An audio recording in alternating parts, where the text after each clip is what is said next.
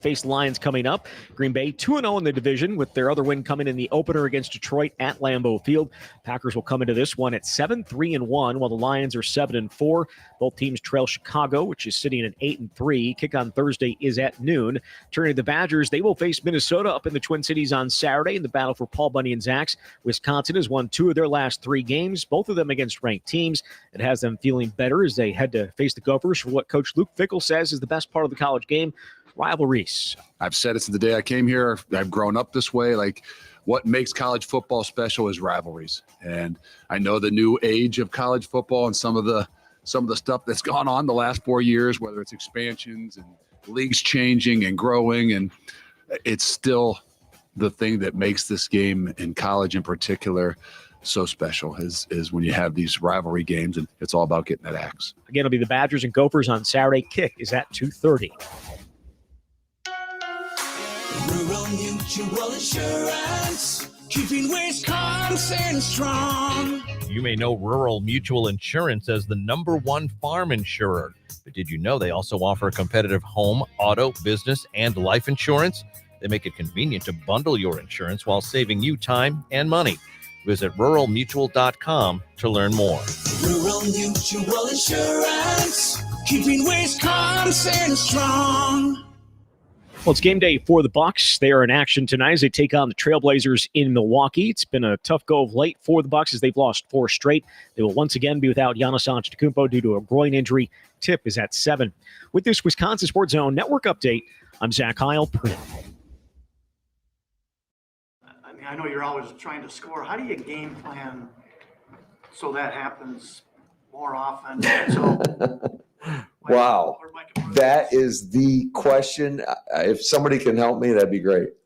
I mean, what do you think we're doing, Pete? Yeah. Not trying to get a lead?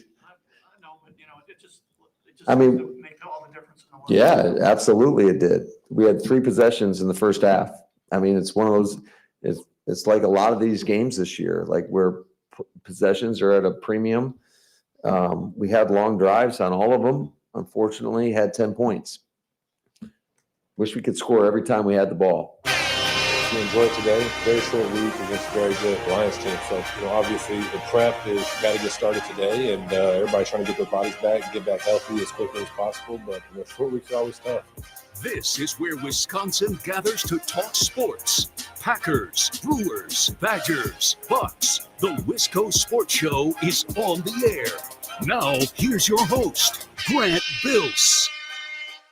That's Jordan Love with the classic. Well, we'll enjoy this one for a couple hours, but short week, we gotta get right back into it. Good opponent. Short weeks are always tough. The stock answer you get when you got to go Sunday to Thursday, and the Packers playing on Thanksgiving this week against the Lions. That's a little bit from Jordan Love, but I want to start with that cut from Matt LaFleur. I'll play it again for you here in a minute. This is the Wisco Sports Show.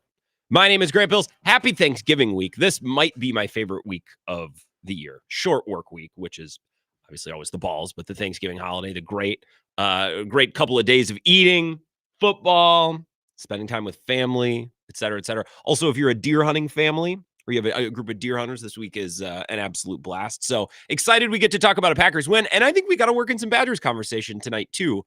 I don't know if we'll discuss the Badger game as much, but it's got to come up a little bit. I don't know if it's the most impressive win of the Luke Fickell era, but certainly of this year or last year. They beat Washington a couple of weeks ago. That was great. That was a big moment for the program, and I won't downplay how important that was and how significant that was. It was in the wind, and they got a little help with a big special teams play, and, they just kind of took it to Illinois on both sides they just beat them. They just lined up against a top 25 ranked opponent and a conference rival, and Brett Bielema, who used to coach in Madison, obviously, and they beat him. And I don't really know how often we've been able to say that against good Big Ten opponents the last couple of years. So a step for the program, I don't know. I guess we'll see. It could be. It has the possibility that win does to be somewhat of a launching point. We'll see if they ratchet it up and can play another great game against Minnesota, and that would be a pretty solid final month to the season. What it means for the offseason and next year and the remainder of Luke Fickell's tenure, however long that might be. I don't know, but a very significant Badgers win and a pretty fun one to watch as well. So we'll talk about that. We'll talk about the Packers. Ryan Wood, because I was off on Friday, he's nice enough to join us today. And then he's also going to be here on Wednesday, so we get him twice this week. He'll join us in about 15 minutes, his normal 4:15 spot, thanks to Lacrosse Beer House. I'll take your calls throughout the show as well, but those will have to wait until about 4:30 because we do have Ryan Wood coming up. My opening thoughts on the Packers, I'll give you my main takeaway from yesterday. And there's a bunch of interesting parts from yesterday's game. You know, Emmanuel Wilson having a nice game in Josh Jacobs' absence, Jordan Love's shoulder, and we learned a little bit more about that injury and how that impacted the game. That's certainly a story. Anthony Belton playing more at right guard and just looking better than Jordan Morgan at right guard for stretches, especially in the second half of the game. I think that's a big story. JJ McCarthy being awful. You know, if you're someone who likes to listen to as many podcasts and consume as much content after the Packers win, it's like, okay, I want to hear what Cowherd said. And I want to hear what, like, if you make the rounds because you want to hear praise for your team, the story from yesterday's game nationally is, holy crap, is JJ McCarthy just that? Is this who he is? Is he this awful? Even though he's only played 6 games. So that's a big story from yesterday's game. And we might discuss that a little bit. Maybe Eric on 990 can call in. Matt LaFleur's play calling. I think his conservative nature on third down, especially in the second half, has probably been the biggest talking point that I've heard and seen from Packers fans. And rightfully so. They could have gone a little bit harder, tried to score some more points. But I want to start with something a little bit different. This isn't something that I've heard a bunch of people talk about, or, I haven't, seen it written about in many places. And again, I'll replay you this question and answer from Matt LaFleur. It's Pete Doherty basically asking, so you guys scored on your first drive. That seemed to make a pretty big difference. Is there a way that you can maybe make that happen? And then Matt LaFleur kind of laughing. It's like, well, we'd love to do it every game, Pete. But here, I'll play this 40-second exchange one more time. I mean, I know you're always trying to score. How do you game plan so that happens more often? So, Wow. That is the question. If somebody can help me, that'd be great. I mean, wow. Matt LaFleur bullies local reporter. You hate to hear. No, I'm kidding. What do you think we're doing, Pete? Not trying to get a lead? No, but it just I mean, make all the difference in the world. Yeah, absolutely it did. Makes We all had the 3 difference. possessions in the first half. I mean, it's one of those, it's like a lot of these games this year, like where possessions are at a premium. We had long drives on all of them. Unfortunately, had 10 points. Wish we could score every time we had the ball. So the answer from LaFleur really isn't the point. I'm more focused on the point that Pete Doherty was making by asking the question. It's like, hey, you guys scored on your first drive and got an early lead in this game. That seemed to make a pretty big difference. That's my takeaway from this game. On top of the play calling and Emmanuel Wilson and Love's shoulder and JJ McCarthy and Anthony Belton, my big picture takeaway, and this builds on something that we've been discussing for the last 2 or 3 weeks. The Packers can cure so many of their struggles by just not being behind. It's not even about scoring on their first possession. That's too simple. Just not trailing. Don't trail. You know what I mean? Getting a 7-point lead or a 10-point lead at halftime or to start the third quarter, you force the other team out of their flow. You force the other team out of their strategy. And the strategy of the Vikings, the strategy that the Giants used a little bit over a week ago, the strategy that I think maybe better than anybody else, the Panthers used, the strategy is we are going to take the air out of the ball. We're going to limit possessions. We're going to run 3-4 yards a pop against Jeff Hafley's defense, take short completions when we can, always be in third and short, always go for it on fourth down, and take the air out of Micah Parsons, Rashawn Gary, Devontae Wyatt. We're going to take away the strength of the opponent pass rush, and we're going to make Jordan Love in that offense sit on the sideline. We're going to limit them to 3 possessions a half and hope that on 1 or 2 possessions in each half, there's a drop or there's a sack or there's some mistake, which 1 mistake a game or 1 mistake a half doesn't kill you, but it really hurts if the game is really quick and there's only 3 possessions a half. Well, you know the way the Packers can punch back against that without changing anything. Don't change the style of defense. Don't change the style of the offense. You know how you fight back against a team that wants to go low and slow and ground and pound and play the clock? You know how you counterpunch without changing any play calls, without changing any formation, without changing any scheme. Just don't fall behind. Just don't fall behind 10-3, 14-3, 14-6. Jump out to a lead and force the other team to have to go a little bit faster. Force the other team to actually have to drop back and pass on first and second down because they're playing in a deficit. And especially when the opposing quarterback is JJ McCarthy. Yeah, you're going to do well in that spot. If you force the Vikings with JJ McCarthy to have to drop back on first and second down and pass because they're trailing, you're going to win, as we saw yesterday. And I think against a lesser opponent like Bryce Young, that would have been the same. And I think Bryce Young is much better than JJ McCarthy. But the point is, Bryce Young is not Josh Allen. He is not even Jared Goff. He's not Matthew Stafford, in that, they can put together a couple big, passing plays and recover after being down 7-10 points. The Vikings can't. I would argue that the Giants wouldn't be able to, although they looked pretty good against the Lions yesterday. But you make Jameis Winston play from a 10-point deficit in the third quarter, assuming you catch an interception or tackle a guy on 3rd and 12, you're going to win. If you don't allow the Panthers to go low and slow and eat clock because they're down by 10 instead of being up by 10, you're going to win. So we've spent the better part of the last 2 or 3 weeks, and I've really beat this to death. We've talked about Matt LaFleur and Jeff Hafley really kind of allowing teams to play the game on their own terms. The Panthers came into Green Bay and the Giants came into that game saying, we know exactly what we want to do. Run the ball, take short passes, live in third and manageable. And the Packers kind of were just like, sure, yeah, that's what we do.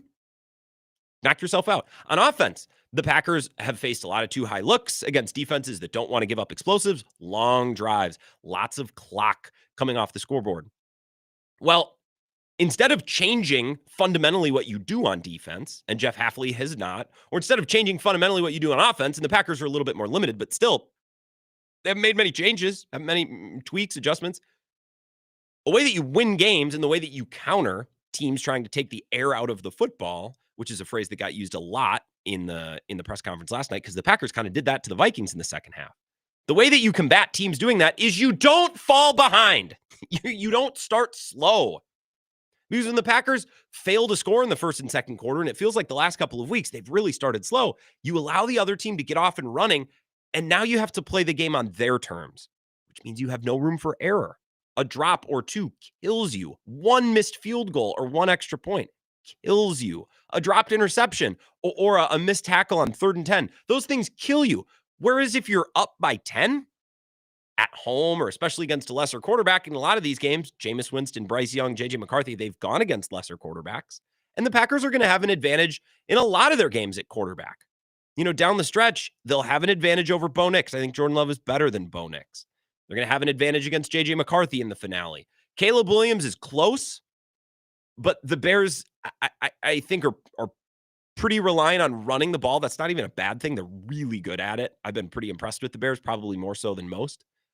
I don't think they're as good as their record, as we talked about last week, but the Packers are going to have an advantage on offense and at quarterback in most of their remaining games.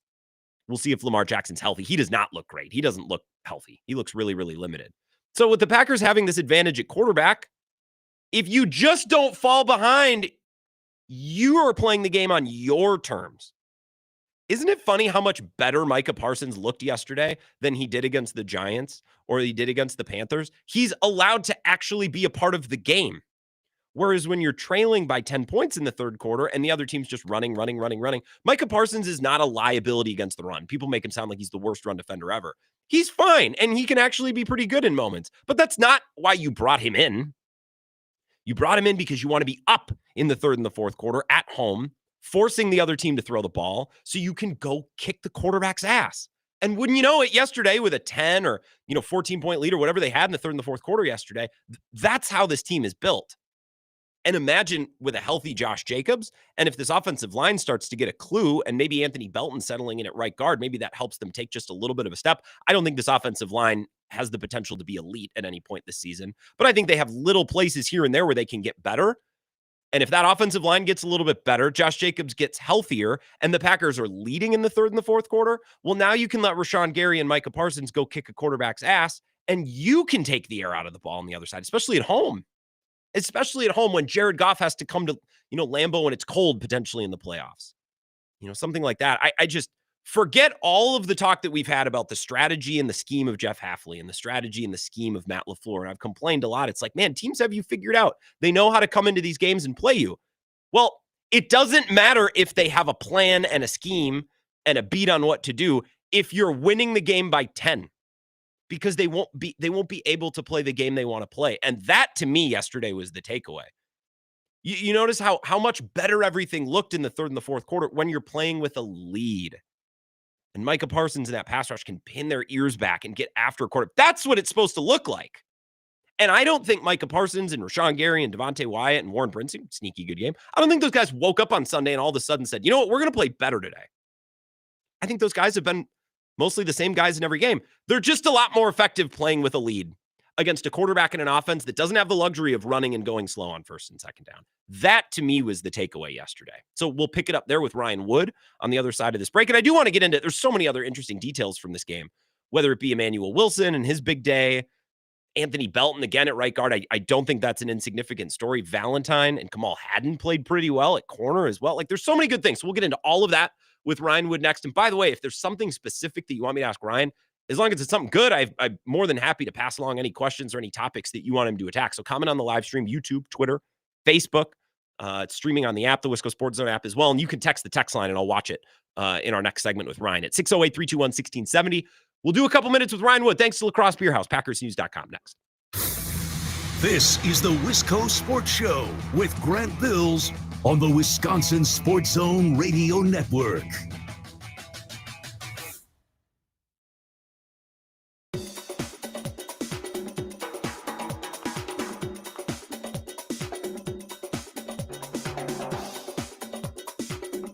The Wisco Sports Show will resume in 3 minutes.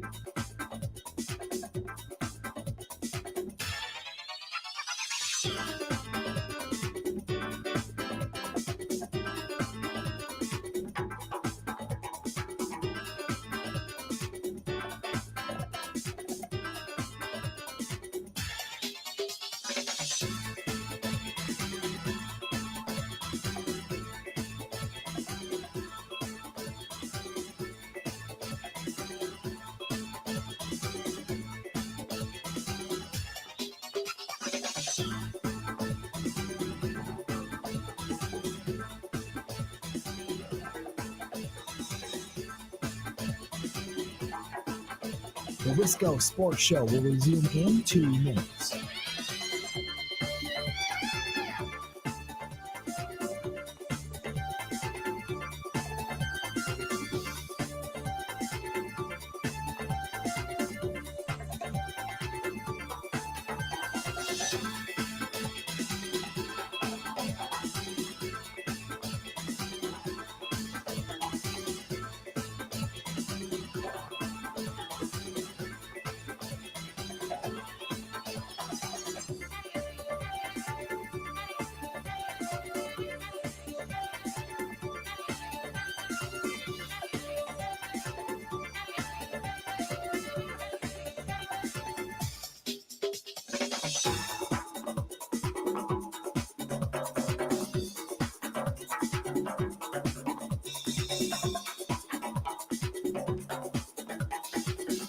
The Wisco Sports Show will resume in 1 minute.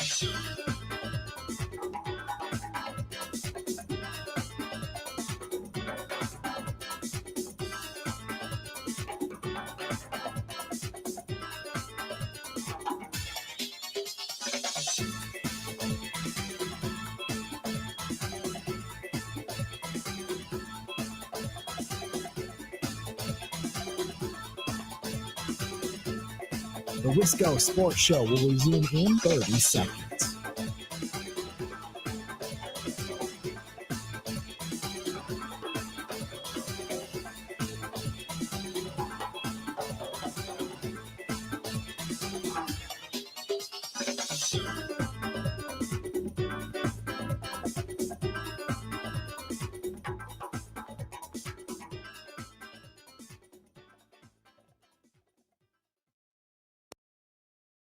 I mean, I know you're always trying to score. How do you game plan so that happens more often? So, Wow. That is the question. If somebody can help me, that'd be great.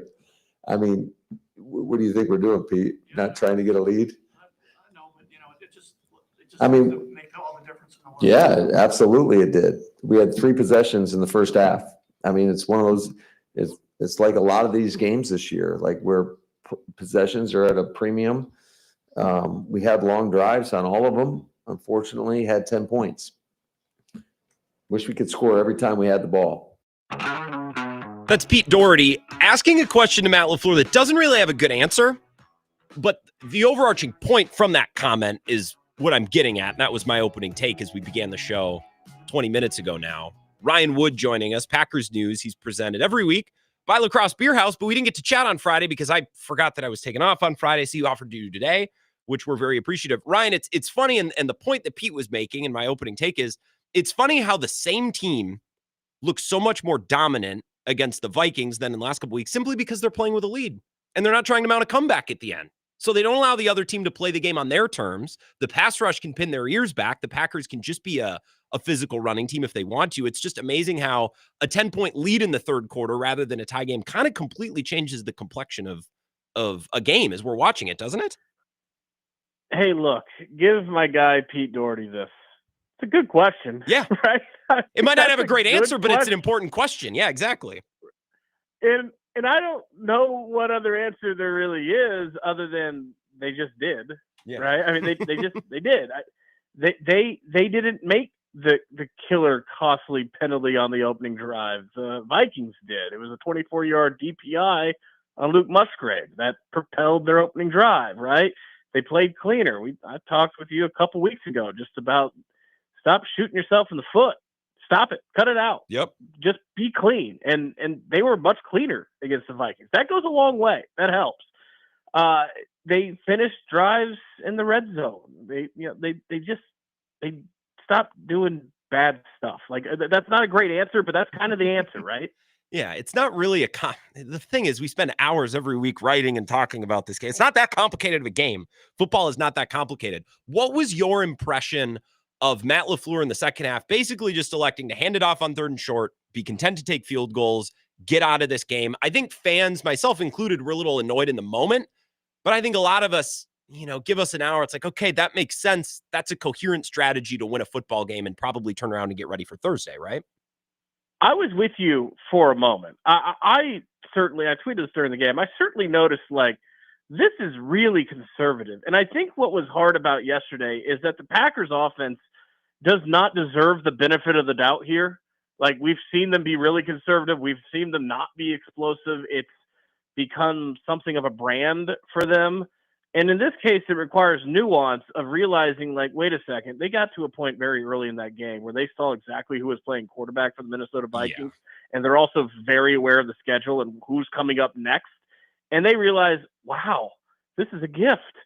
Just take the gift. Mm-hmm. Just take the air out of the ball. And it doesn't mean that they would have been explosive if they tried, because we've seen them try and they haven't been.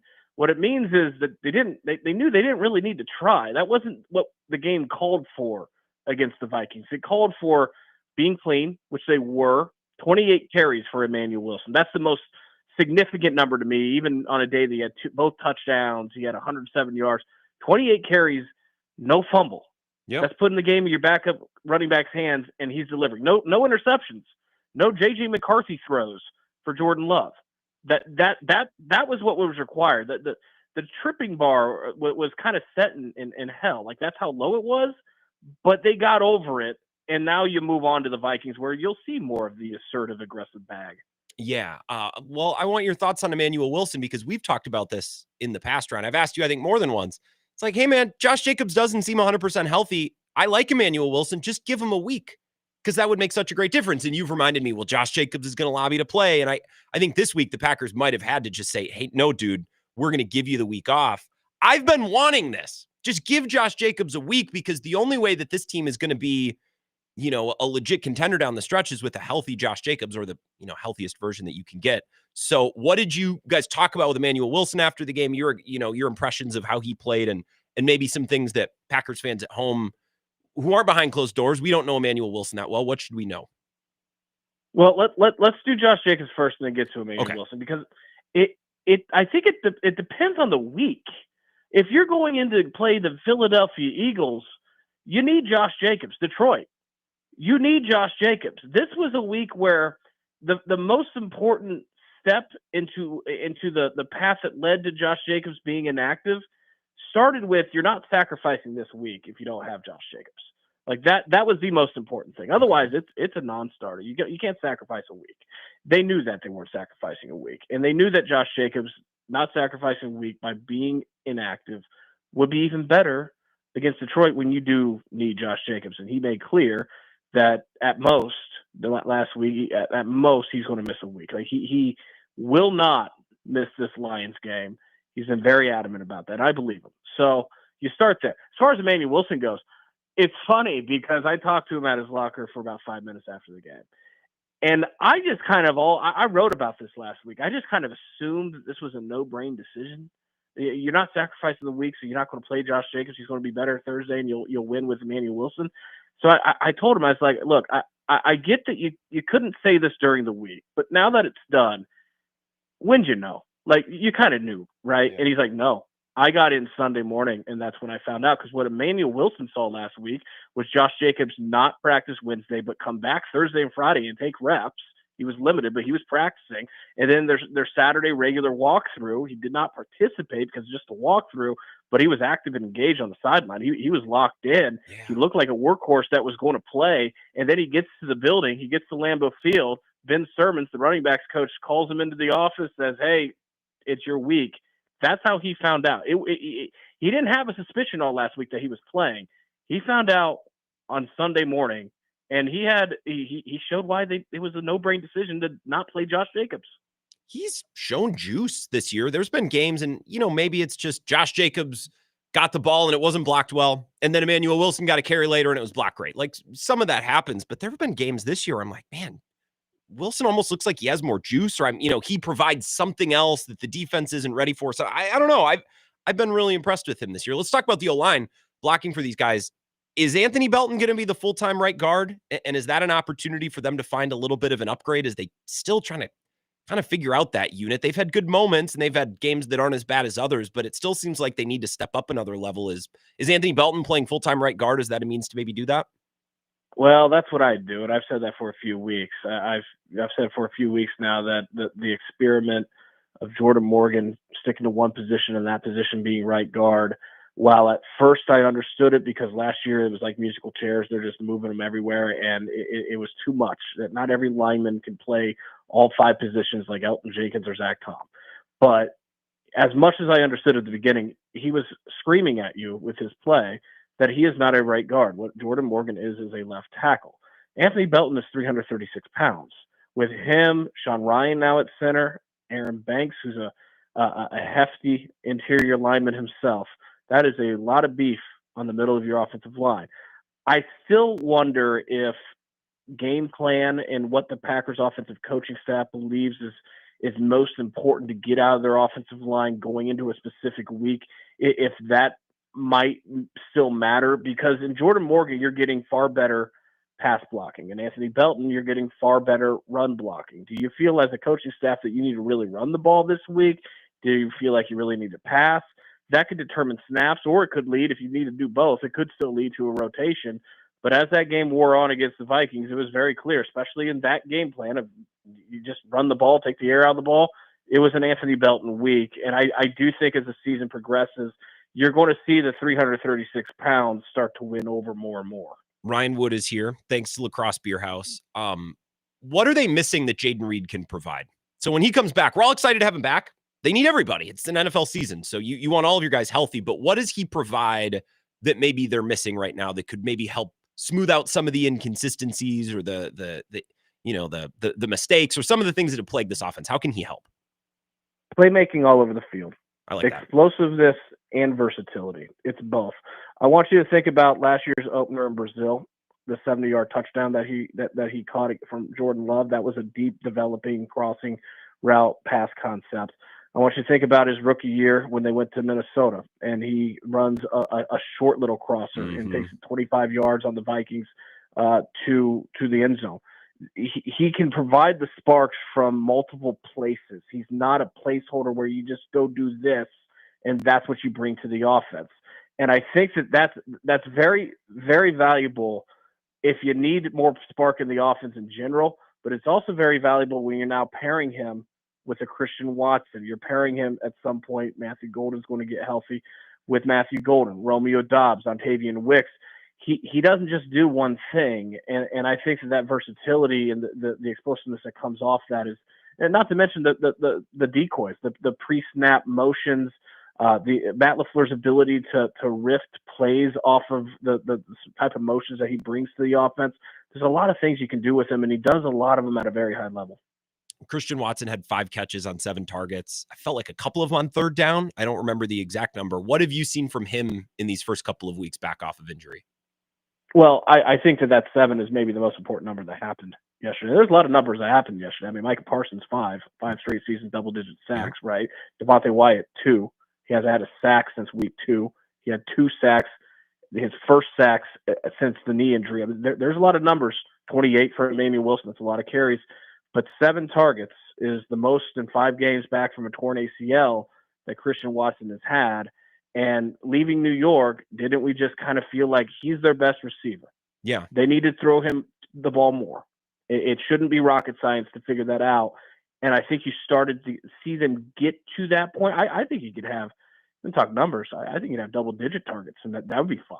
You know, what we saw from Christian Watson was remarkable because when he came into the league, he was prodigious with taking the top off. He was a straight line speedster. He could beat you deep. His very first play of his career in Minnesota, it was a go route, right? I mean, he had Aaron Rodgers pass right in his hands. That's what he did. You saw a possession receiver, Christian Watson, against the Vikings. You saw the intermediate routes and the ball security, the good hands, the finishing catches, and that's an element to his game that he's really grown. So if he adds that to the straight line speed, which we know he still has because we've seen that since he's been back from the torn ACL, that's a complete receiver. And that's when you're a complete receiver, you're capable of making that many plays, you should get more targets. Warren Brinson had a nice little day yesterday. A couple of pressures, half of a sack, which I think is the first in his career. They just don't have a lot of depth at defensive tackle. And Wooden didn't play yesterday, right? He was out. I don't see him in the box. Maybe he did, and he just didn't do much. I'm just wondering, like, is that a player that you have noticed or in conversations with him, has he struck you as a player that maybe could contribute even as a rotational guy at a shallow position down the stretch this season as a rookie?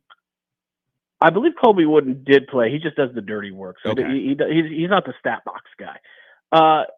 Yes, it's interesting you mentioned Warren Brinson because I've noticed for a couple weeks now he's playing more, and he's starting to do something with him in a way of we've seen at times Barron Sorrell kind of they don't need Barron Sorrell with this depth chart. They have Micah Parsons, Rashawn Gary, Kingsley Enagbare, now Lucas Van Ness is back. They don't need Barron Sorrell, but when he gets an opportunity, he's making some plays. Warren Brinson, when he gets an opportunity, he's making some plays. Tyron Hopper, they don't need Tyron Hopper. They didn't have Quay Walker yesterday, but they have Quay Walker, Edgerrin Cooper, Isaiah McDuffie. That's a lot of linebackers there. But when Tyron Hopper's got an opportunity, you've seen him make some plays. The PBU in Pittsburgh on the 2-point conversion. That's called depth. This defense has a lot of depth from a lot of different places. And the one area that I wonder about their depth still is cornerback. But Kamal Haddon comes in, and he's not a problem. Matt LaFleur says he's one of the most improved players since he started and his time here. So we'll see what he looks like when he's not, playing J.J. McCarthy. That certainly helps. But there's a lot of depth on this defense. It's not just a high-quality, high-end talent. Ryan Wood, and I know we're going to connect on Wednesday because we didn't go at all last week. So thank you again for doubling up this week, and we'll preview the Lions on Wednesday. But before I let you go, the latest, what do we need to know about Jordan Love's shoulder? The very latest. So just a housekeeping item to wrap up. That according to him and Matt LaFleur, everything was fine. He got out of that game unscathed with the left shoulder. So that's it. By the way, that's another reason why you maybe don't want to throw the ball a ton when you don't need to. And they did not need to throw the ball against the Vikings because their defensive coordinator knows how to blitz. Brian Flores has a very intricate blitz package. And you just don't want – if you don't need to, you're not going to subject Jordan Love to those kind of hits. Like, why would you do that going into a short week? I think that was also very significant. All right. Well, we'll connect later this week, and now we got to turn around. I don't know what to do with the Lions right now. That my biggest thought after this game yesterday and watching the Lions and the Giants, Ryan, is that, man, J.J. McCarthy went in Detroit and won a couple of weeks. Like, how did and I know it's the NFL and crazy things happen, but J.J. McCarthy seems to Like, he's been so bad. That's not a quarterback that, even crazy upsets should happen for. Like, I can't get that out of my mind. So I know we'll talk about this more on Wednesday, but I want your thought on that too before I let you go. How about how the Giants looked in Detroit, taking them to overtime? I have a lot to say about this game, and I'll say most of it for when we talk in 2 days. But the thing that's changed over the last few weeks, and when you look at this matchup, isn't so much the Packers, it's the Lions. Yeah. 3 weeks ago, they looked damn unbeatable inside Ford Field. They don't now. Yeah. That's changed. It's very interesting. So I'll try to organize my thoughts on that. And I know we'll talk more about it on Wednesday before the holiday and before you travel. And we'll get ready for the Thanksgiving game. But I have a hard time getting that out of my mind. And that's a good framing that things have changed with the Lions, maybe not so much with the Packers. I think they've been more the same team through and through. I don't blame you for having a hard time getting that out of your mind, because 3 weeks ago, if you would have you've been mulling on picking the Packers in Detroit, you would have been crazy. Yeah. No. It's not crazy right now. Yeah. And that has more to do with the Lions and the Packers. It seems wide open. It's very interesting. We'd have it no other way this time of year. Ryan, I appreciate it. We'll talk Wednesday. All right, take care. Ryan Wood, Packers News. You take care. Thanks to Lacrosse Beer House, corner of 3rd and Pearl. That's a very good framing now. And I know I don't want to move on to Detroit yet because we have 2 more days this week. I do want to talk lots about this Vikings game. There's a lot to get into, and we'll talk Badgers. I'll take your calls on both wins from the weekend coming up next. But that's a very good framing. I think the Packers, for the most part, have been the same team for the last 2 months, for better or worse. The Lions have seemingly come back down to earth, and they've been winning. Like, they beat the Giants yesterday, but the Packers won in New York, by 7? And most Packers fans came out of that game saying, oh, not close to good enough. And the Lions took all of overtime to beat the Giants yesterday at home, right? In that controlled environment in a dome where the Lions are basically unbeatable, and Jared Goff is at his best.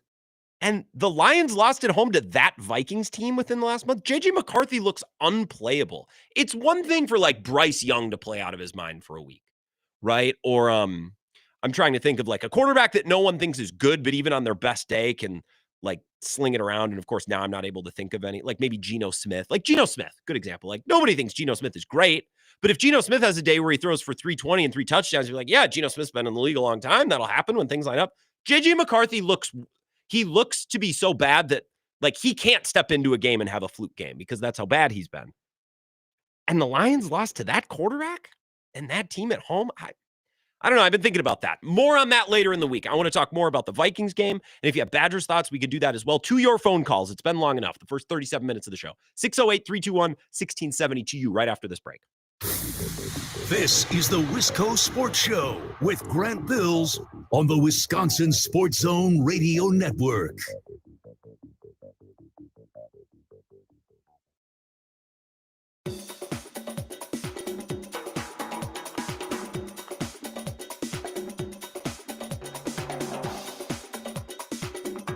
The Wisco Sports Show will resume in 5 minutes.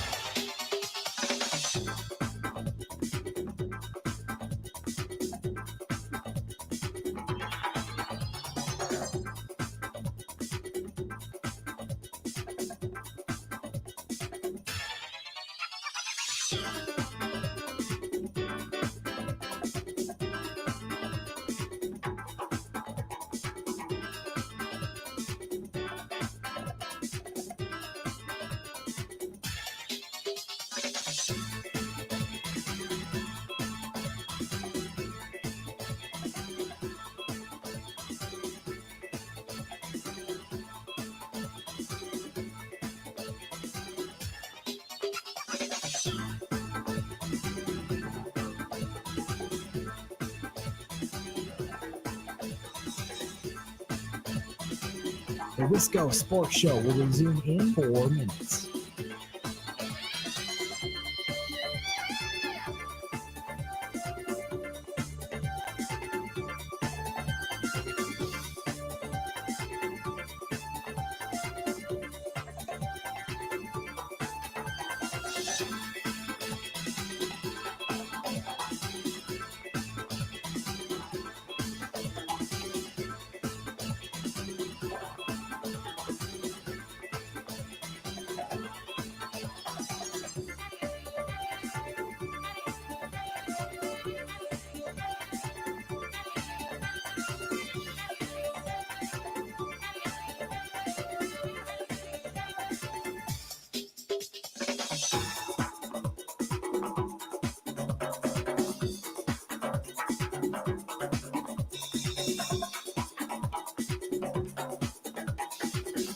The Wisco Sports Show will resume in 3 minutes.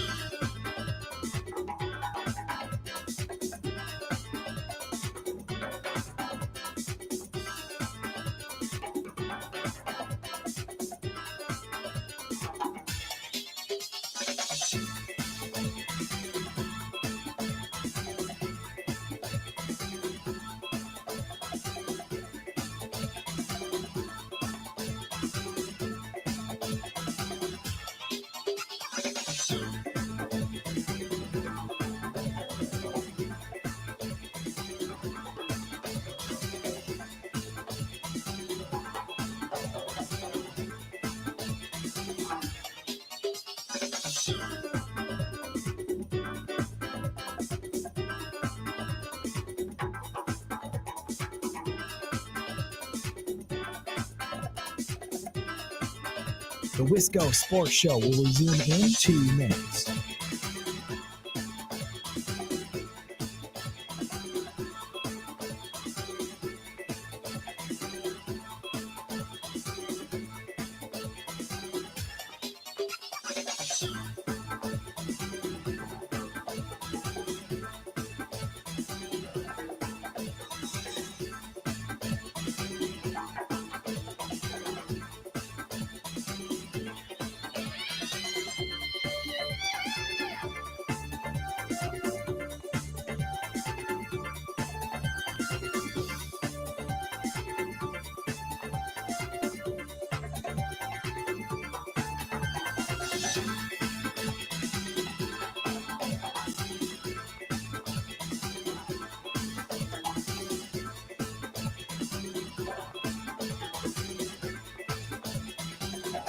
The Wisco Sports Show will resume in 1 minute.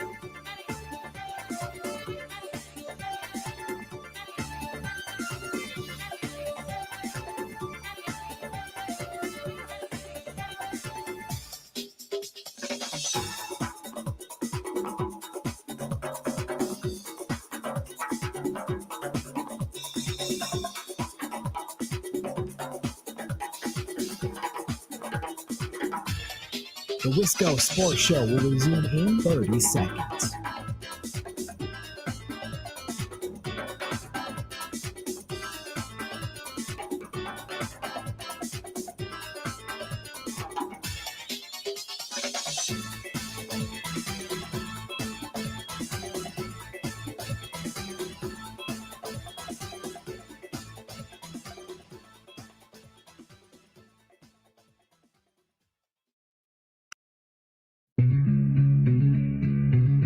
Wisco Sports Show. Appreciate Ryan Wood. We're getting to the calls a little bit later than sometimes I would like on a Monday show, 24 hours after a big Packer win and, even less than 48 hours after one of the biggest Badgers wins in forever. So I'll get to your phone calls here momentarily at 608-321-1670. Remember, the Monday Mailbag will close out the show. So if anything that you want discussed that's not probably going to come up naturally over our Packers or Badgers conversations, please submit your questions. GrantBills21@gmail.com. That'll be the last segment of the show. Around 5:50, 5:52, somewhere in there. Okay, to your phone calls. Let's go to line number 1. Wisco Sports Show. Who's this? Oh, Grant got me early on a Victory Monday. How are we looking? Excellent, Cone Roller. How about you? Doing great. Doing good. Packer win. Take that any day of the week and twice on Sunday. Yes. Good start to the divisional, games that we got coming up. A little worried about a short week, but if anyone can handle a complicated schedule, we know it's Matt LaFleur. Yeah. And by the way, when you say, well, we'll take it, I would have liked the Packers to win like 30-6, and it wouldn't have been that hard. They convert one more third down. But what Bill pointed out earlier, and I wouldn't even thought about this, the Packers had the second largest margin of victory of any team in the NFL this weekend. So it's not like every other game, like the Chiefs blew somebody out and the Lions blew somebody out. Like, no, in terms of impressive wins this week, the Packers were right there at the top. So it's funny how we're always caught up in our little bubbles. We're like, oh, the Packers didn't score 40. It's like, well, they did better than just about every other team in any matchup around the league this weekend. And it kind of seemed like it was, maybe like a load management game for Jordan Love where, he still is out there, but you didn't ask him to do too much.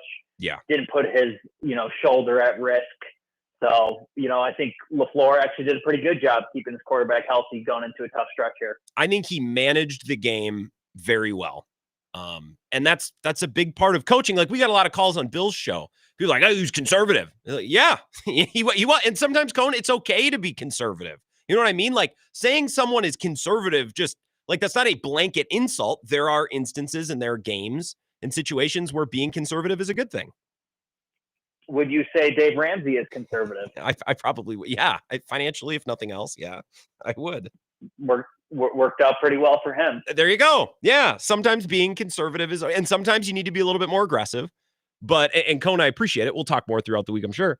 Like people rip on Dan Campbell because he's too aggressive. He's reckless.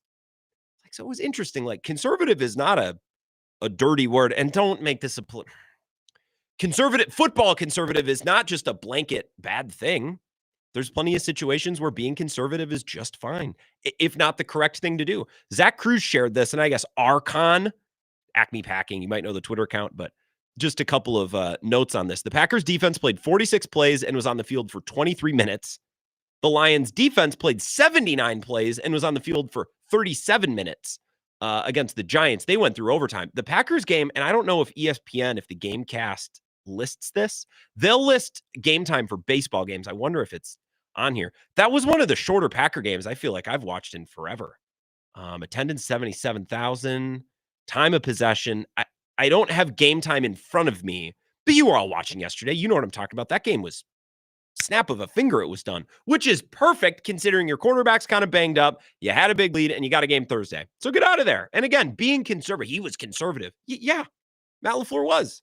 And yesterday, that's okay. There will be other instances where that won't be okay because there's some situations where you need to be a little bit more aggressive. But for the purposes of yesterday's game, I thought they called and executed a fine play. You take the win and you move on. 608-321-1670, Wisco Sports Show. Who's this? Hey, Grant, Clemhead, Mike. How you doing? I'm doing great, Clemhead. How was your weekend? Good. Not as good as yours. I understand you did get your deer. I did. So I was going to send you a picture because I know you're a gun guy. And you've brought this up in the mailbag before. And I was sitting in my tree stand on Saturday and I was bored. I'm like, I should send Clemhead Mike a picture of my rifle. But then I remembered you're not on Facebook. So you've emailed the mailbag. Did you get the picture that I sent you? Because if not, I need to find a way to get it to you. Oh, no, I was going to think of something to ask on the mailbag. Anyway, great. I'll have to look that up. Sounds good. I think it's a 30-06. I think it's just a classic Remington 30-06 Springfield. Yeah. Very simple, but a nice wooden, very, very pretty, very quintessential deer gun. Anyway. So it's a bolt action then? Semi-auto. So, okay. Remington semi. Okay, that's cool. I have a Remington Model 788 bolt action from 1979. I bought it a couple of years ago at Cabela's, and it was in mint condition. I wanted one back in the 70s when I was a kid, and I finally found one. So yeah, it's a beauty. Heck yeah. But just mint, and it's very accurate. I've sighted it in, So yeah, good. I'm glad you're back safe and sound. And you got your deer, and yeah. So maybe we'll have to go out a little bit next weekend, try to stick a doe or something. Fill the freezer, of course. Oh sure. Oh, things have changed a lot. When I went deer hunting back in the 70s when I was a teenager, you could not just shoot a doe. You had to have a party of 4, and you had to apply for a doe permit. Really? And if you were drawn by lottery, you could shoot a doe. There were hardly any deer back in those days. I'd tell people I saw a deer, and they wouldn't believe me. Here's what I don't get, and you're the last caller on hold, so we can BS about this for a couple minutes. What I don't get is I see pictures of my grandpas or my uncles, back in deer camp in the 80s. I don't know, times past. And there's 5 or 6 guys, and they all got the biggest buck that I've ever shot in my life. Like, did there just used to be big bucks on every? You're telling me there weren't deer back then, but I look at some of these pictures of old deer camps, and I know they're hunting in a lot of the same. It's not like they were, on some game farm somewhere. They're hunting a lot of the same fields and areas that we hunt now. Like, what's happened in the last 40, 50 years? Deer have become acclimated to cities and to people, and I remember when I lived in my grandma and grandpa's house for a while when I first got out of the Navy, there was a deer trail right between the house and the garage, and they were sleeping there. I mean, they've gotten so used to people that it used to be they were so you had to be really good to find them, and they were out there. But this trend started. I got out in '81, so the deer were already swarming my grandpa's farm back in '81. They were everywhere. So yeah, it's good though. I'm glad that people, because the last year I've seen stats for, I think it was 2018. there was 18,000 deer car collisions. So if you can get those antler rats out of the roads, Yeah. I really appreciate it. You're doing a good service there, Grant. Well, I'm just a man of the people. That's what I'm trying to do. That's Did you watch any of the Packer game yesterday? Yeah, odd What'd you thing think? too, because the grandkids were here, and so I recorded and I started late, and I was able to skip all the commercials, skip halftime, and I thought the Packers did great. I wish people would stop whining and complaining. That whole expression when we were kids, you'd complain you'd whine if you were hung with a new rope. God, shut up, people. The Packers beat a decent team. I know they're not great right now, but the Vikings have a lot of talent. The Packers beat them. They beat them pretty handily. They got to play conservative because they got a lead, and J.J. McCarthy sucks. And they weren't in any panic mode. They didn't have to, pass every play. And I thought the game plan was fine. But the only thing I complain about is I think they should have took Love out. If he was hurt, they should have put Willis in. I would hate to see Love get another hit and be out for the rest of the season or whatever, because LaFleur didn't want to take him out. That's one thing that did bother me. And one final bonus, when the Packers are doing the skull chant, that was one of the greatest things I've ever seen in my life. That was pretty funny. The Vikings YouTube channel and other things like that, they say skull means you're eating the brains of your dead enemy from their skulls or whatever. Yeah. In reality, skull is a greeting and a toast. The French fur traders used to say skull even to each other when they passed on the river in their canoes. It was skull. It's like the Vikings had to pervert everything.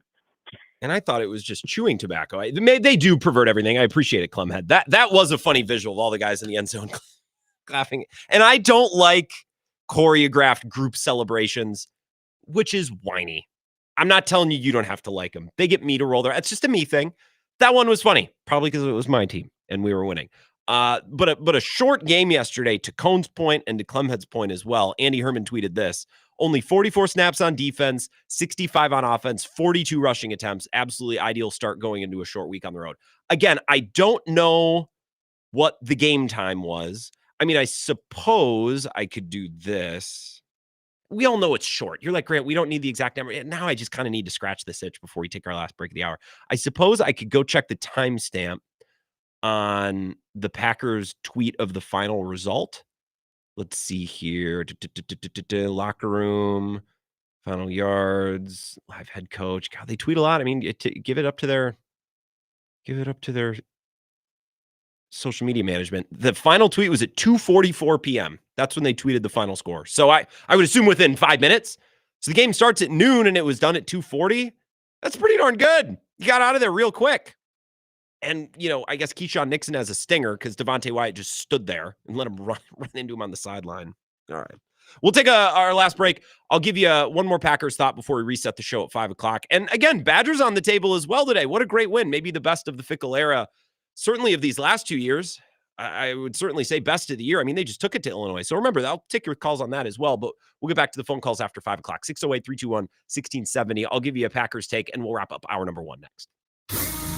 This is the Wisco Sports Show with Grant Bills on the Wisconsin Sports Zone Radio Network.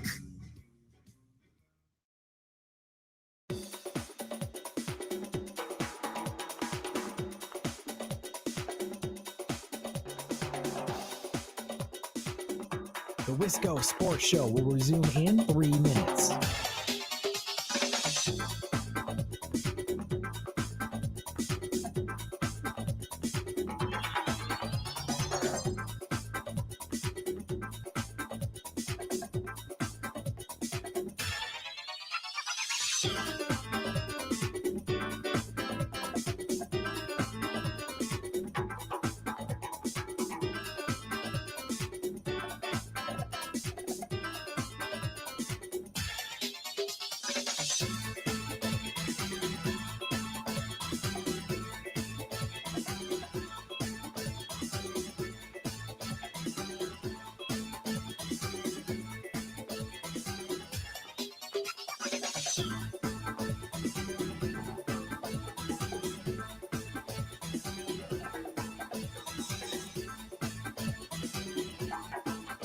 The Wisco Sports Show will resume in 2 minutes.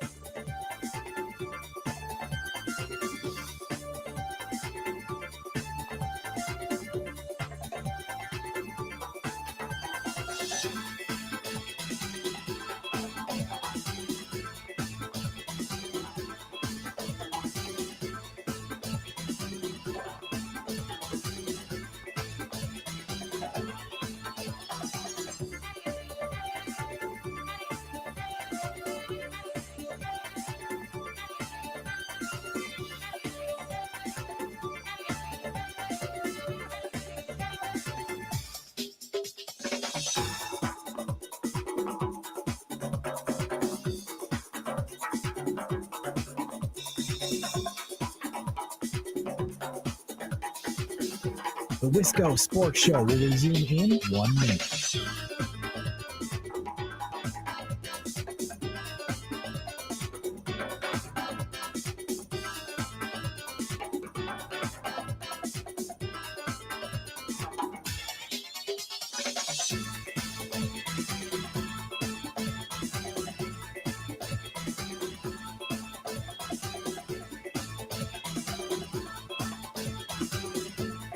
The Wisco Sports Show will resume in 30 seconds.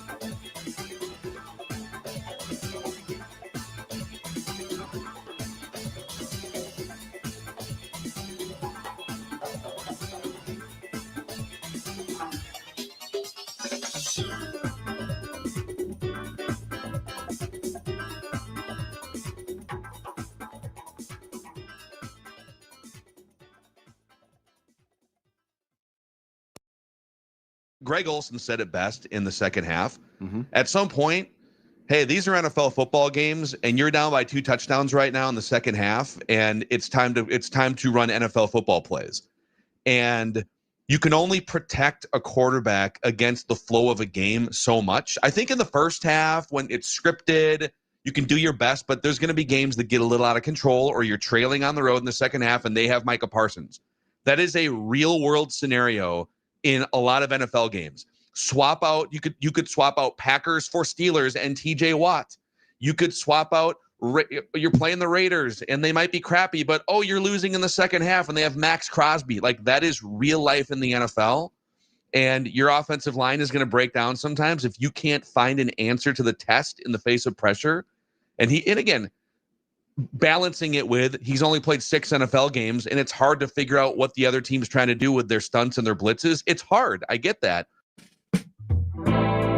That's Phil Mackey. I was listening to Vikings Vent Line on my drive home from Deer Camp last night, just because, I don't know, I just wanted to hear what Vikings people were saying about J.J. McCarthy. I listened to Matt Coller's podcast, his post-game show too. And Phil's kind of getting at what I was getting at back at the beginning of the show, and I'll reset one of my bigger takes from yesterday after our break at 5:00. I just think this Packers team looks a lot better and looks a lot more dangerous and a lot more, I guess, a lot more difficult to beat when they're playing with a lead, which isn't something that we've really seen. They were playing from behind that entire game against Carolina. They were playing from behind for long stretches against New York, right?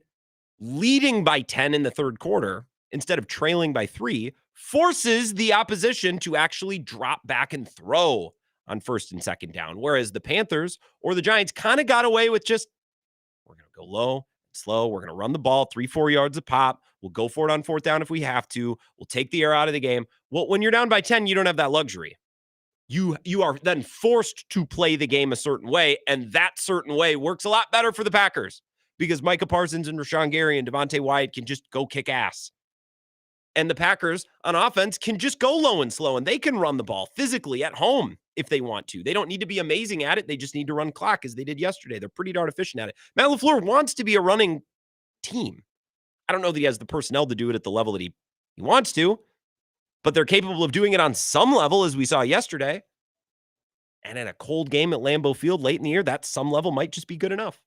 They forced J.J. McCarthy to play actual come-from-behind football yesterday. He's going to struggle against that pass rush, and most quarterbacks would. Probably not to the degree of J.J. McCarthy, but that's not the point. We'll get an update from Zach Heilprin in just 2 minutes, the latest in Wisconsin sports. Be right back.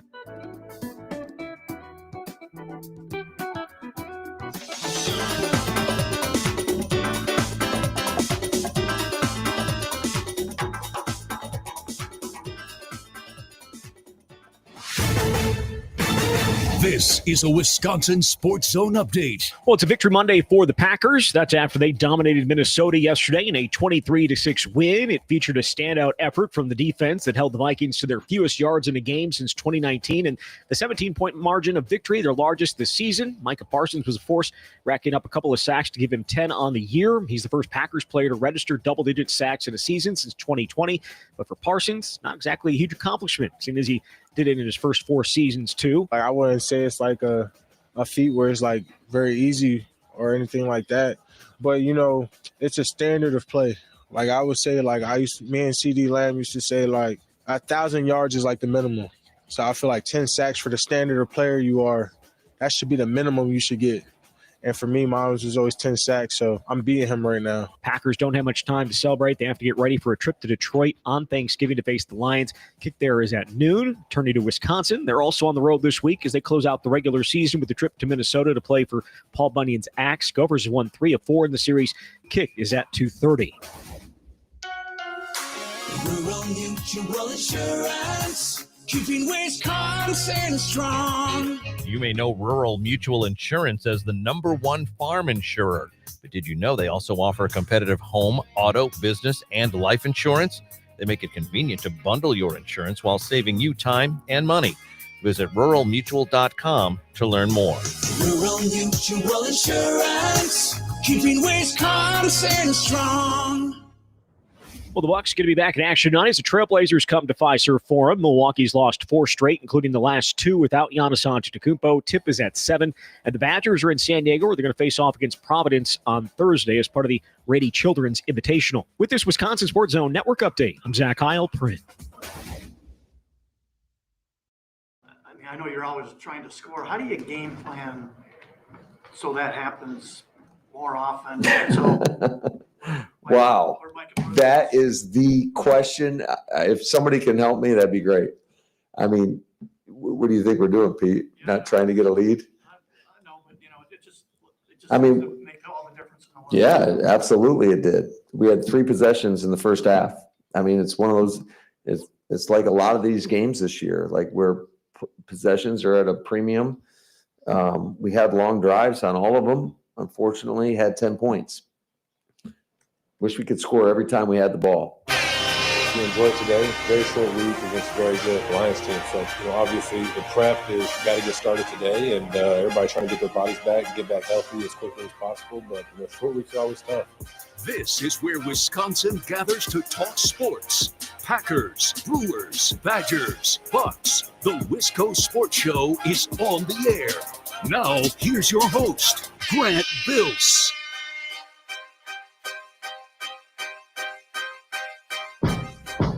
All right, hour number 2. Packers beating the Vikings yesterday. Very pleased with that game. Badgers beating Illinois on Saturday. That was the most fun Badger game I've watched in a while. And I don't know if it's the best win of the Fickle era, but it's certainly the best win of this season with a bullet, like not close at all. And I guess the only comparison or the only competition that this game would have would be the Washington game. But as I said in the first hour, Washington, they had the advantage of the weather helping them out a little bit. And, they had some special teams play, which, by the way, like you go block a punt, that's a play that you make, but they needed a special teams play to kind of help them get that. And I'm not calling the Washington win a fluke. I think the universe lined up for them on that night a couple of weekends ago.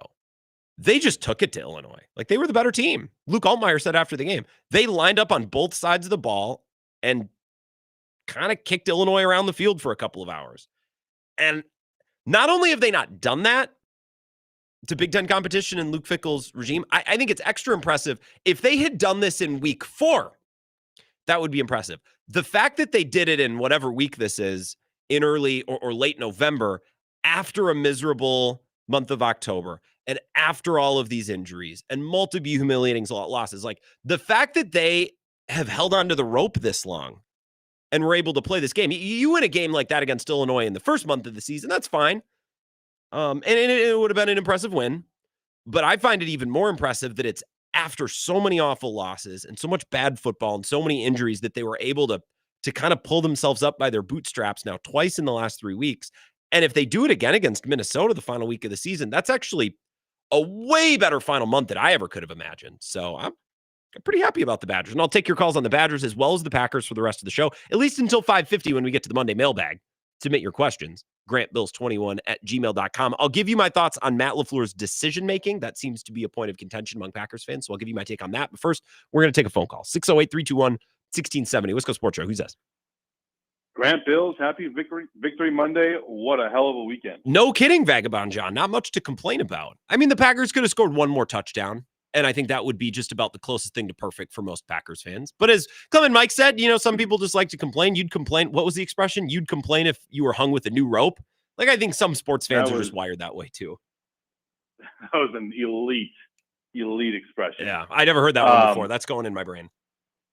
I do like that we're at the point of the football season where, we're starting to find new and interesting ways to talk about these games, right? Like, guys, get this. If you score before your opponent and you're playing with a lead, it is easier to win the football game. Yes. But they haven't done that. Wow. But they haven't done that, Vagabond John. Like, of course, it's obvious, but we actually saw it on Sunday in a way that we haven't the last 2 months. Yes, and it reconfirmed the fact that if you are playing a sport and you score before your opponent, you can generally take. It doesn't matter if you're playing chess. I mean, we can play any sport under the sun, Grant. And if you score at first, if you get that first advantage. Now, for me, the important thing is, do they have the tools to press that advantage? I think for me, that's the thing where we really saw, and I think that's what's different from this iteration of the Packers with Micah Parsons. But so it's not the fact, and a reporter going out there, do you think you should try to score the football more, Matt? Okay. Take it easy on Pete Doherty. But then again, Vagabond John, here's what I don't appreciate. You can't come in here and say, state the obvious. You score first, it's better. And then you say, but this team is more uniquely positioned to put. Yeah, because they have Micah Parsons now. That's what that's why we're talking about it, Vagabond John. So don't make fun of me and then turn around and do the same thing that you're making fun of me for. But I guess what we saw is it executed well. Sure. The Micah Parsons piece specifically. We didn't talk about Van Ness. We haven't talked about Rashawn Gary. It is Micah Parsons, and that is specifically going back to draft time. We said, hey, if they don't add a stud at wide receiver or at least an edge, this is not a playoff team. And I honestly, Grant, I think the part of the Viking game that nobody's talking about is it's kind of like you go back a couple of years versus Western Michigan with the Badgers, where you took a muffed punt to really gain control of the game. Yeah. Right? So, that was in the fourth quarter. That's a big piece of it. Okay. Touchdown they scored in the second half. Okay, so you're right. So then, do you think without that muff punt, do you think this game comes down to the wire? Because I do not. Yes. I do not. Well, then we simply disagree, right? How are the Vikings supposed to score? Did you watch the Vikings play offense in the second half? They went backwards. Literally. Didn't they have negative yardage in the second half? And I think if it's a one-possession game as opposed to a two-possession game, which is what happened on that muff punt, I think they're running the ball a hell of a lot more. I don't think it comes down to J.J. McCarthy. J.J. McCarthy sucks ass. That guy does not. He should not be. Awful. Jameis Winston could go to the Minnesota next year and turn into a damn MVP candidate, right? Like, that guy might play every position on the field if you listen to his post-game interview. J.J. McCarthy's ass, and I think this game got out of the realms of the Vikings, which I think have a talented team, because exactly what you've been talking about, and I'm trying to agree but reframe, I guess, is if you have a team that has zero threat at the quarterback position, you totally eliminate their ability to run the ball. They can get out of hand. Last point I want to make. Yes. This Illinois game, I agree with you. It's one of the Luke Fickell's biggest wins. Saying that, I thought about it yesterday. I'm like, wait, so beating a 7-win Illinois team at home, who is now not even going to be close to ranked, right? Going forward, I think it's the old adage of, does it matter? Are they ranked after? Are they ranked before? I think it counts as a ranked win, because part of the reason they're not ranked is because we beat them. But man, being a 7-win Illinois team is currently the peak of the Luke Fickell era. I look forward to the day where we no longer have to say that, because that just sounds gross, Grant. Gross. Yeah, it's not. It's happy they fought for it. It's not great, Vagabond John, but also it's been pretty bad, man. You know what I mean? Like I saw people tweeting, and the same thing happened after the Washington game, where it's like, we're to the point now as a program where this is a big win. Yeah, yep, we are. And I'm not telling you should be happy about that, but yes, that's what's happening. I watched them get outscored like 150-20 over the month of October. Yes, that's where we are. So you can enjoy a nice win or don't. I don't really care. That's up to you. You fan how you want. There's some wins that I don't enjoy. There's some losses that make me angry. We all see these things differently. But I just don't be that person.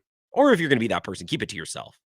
Where it's like, are they really rushing the field? Yeah, because you know what? The kids who've actually been going to school, the kids who are spending, a bajillion dollars to go to school at a very nice University of Wisconsin-Madison.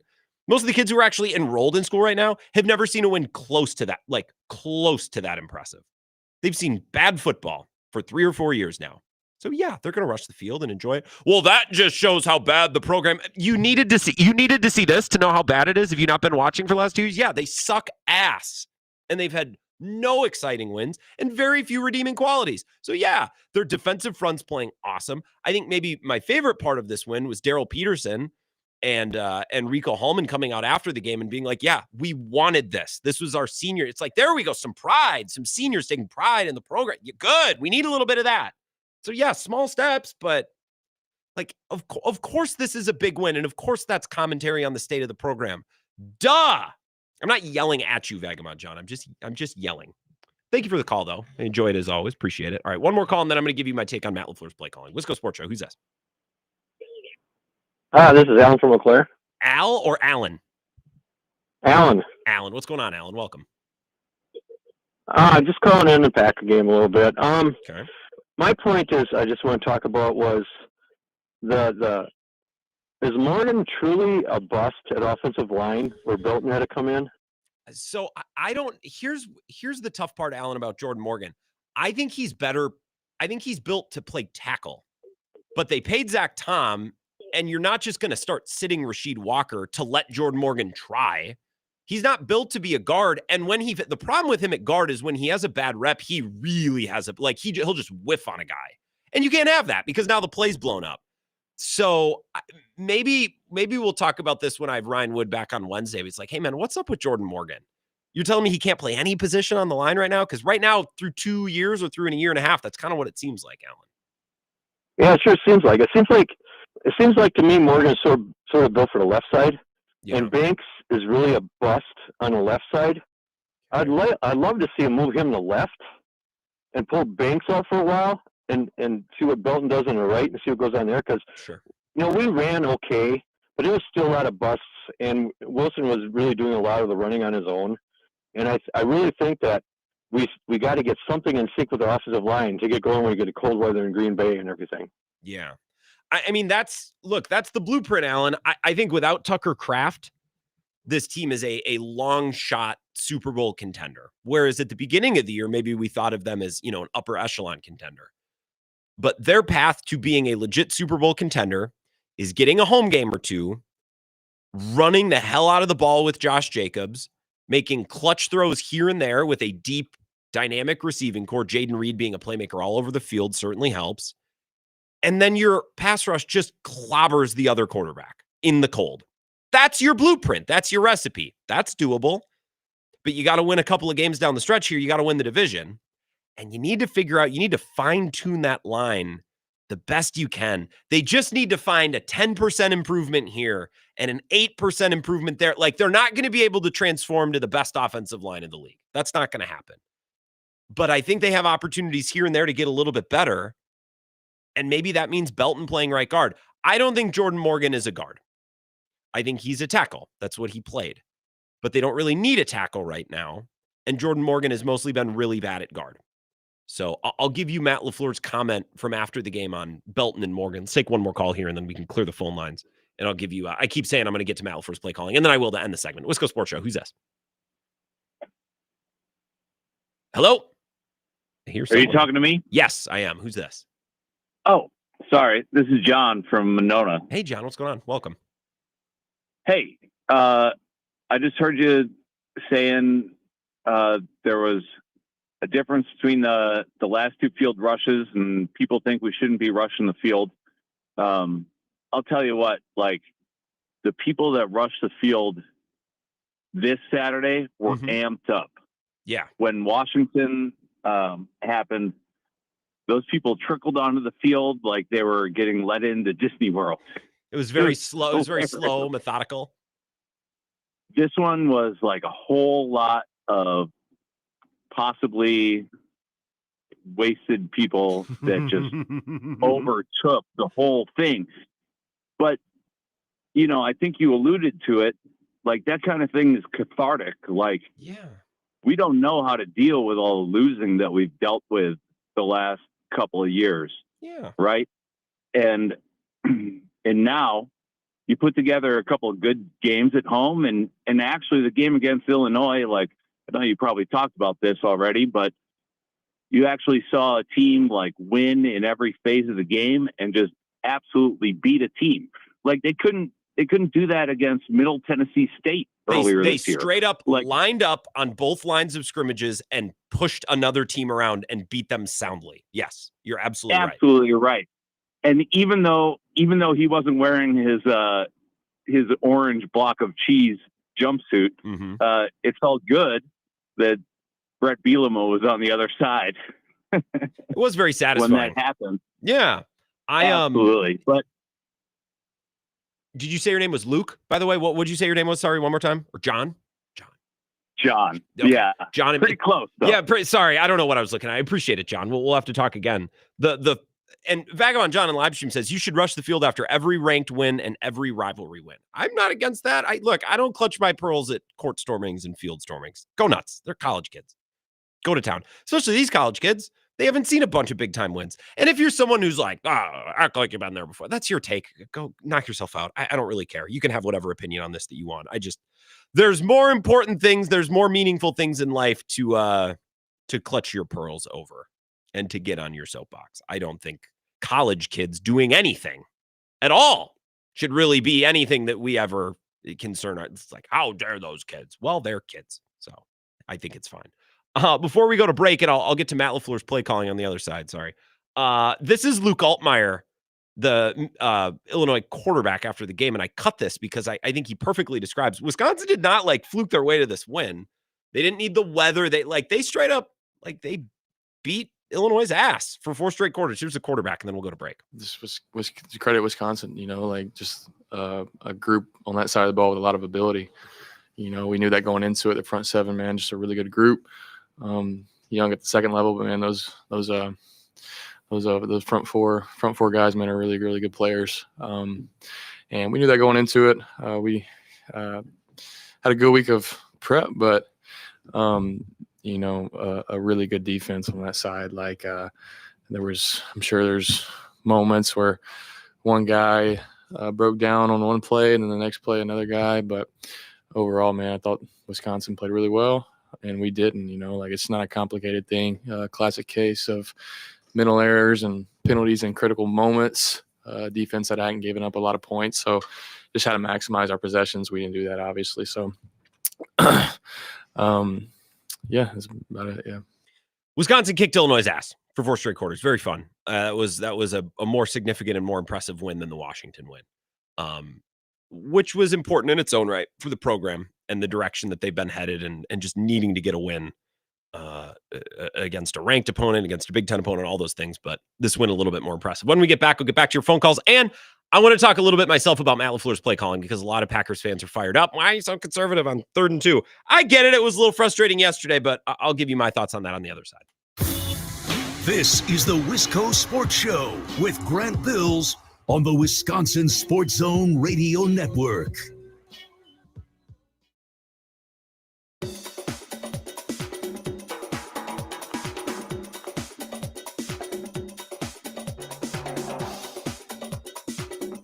The Wisco Sports Show will resume in 3 minutes.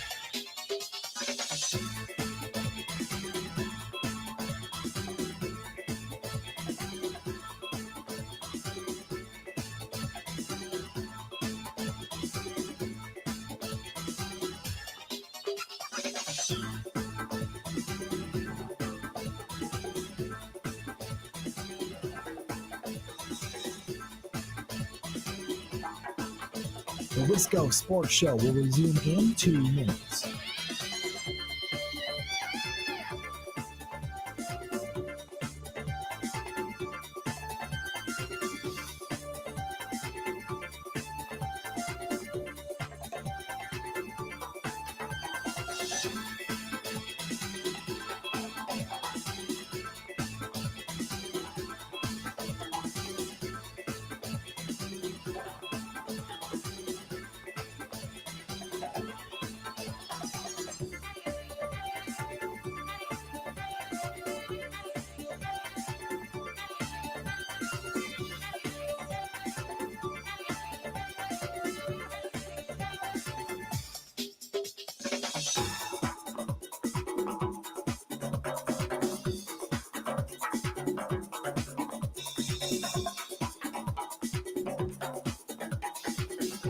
The Wisco Sports Show will resume in 1 minute.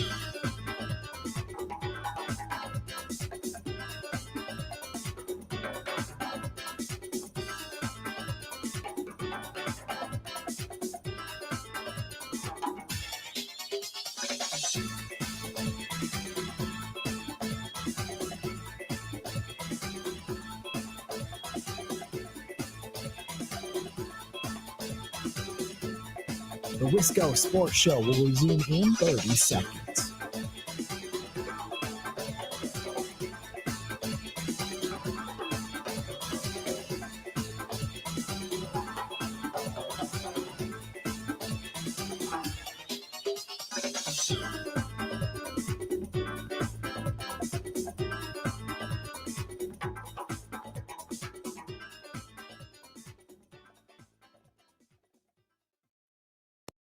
It was kind of a weird game where our defense really had control of the football game. I've never called the same run so many times consecutively. It was like 3 yards in a cloud of dust, but it was effective. And bottom line was, I just thought with the way our defense was playing, we just took the air out of the ball and said, go win it for us.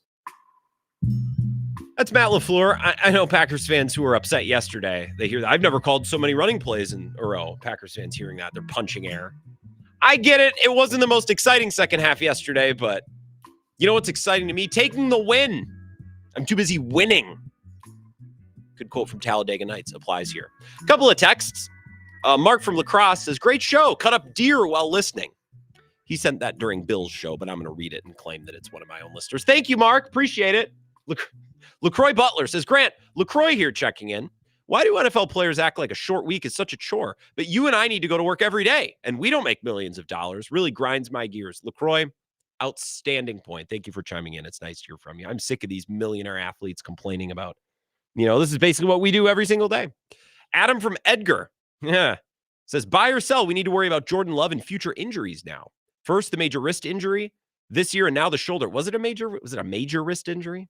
He didn't miss any game time from it. I don't know. It's football. You get banged up. The shoulder injury bugs me because he lowered it for no reason. Like, he lowered his shoulder to try to pick up 2 yards. He's just such a stupid runner.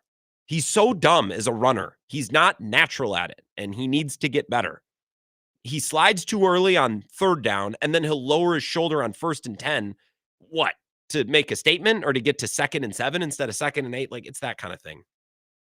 Dry Fly in Montana says, who had the better Sunday, Emmanuel Wilson or Grant? Big Buck Bills did shoot a big buck this weekend. That was very fun. Thank you, Dry Fly. Emmanuel Wilson, though, probably, I would say. Alan Eau Claire says, good Lord, there's also an Alan in Eau Claire. Anyway,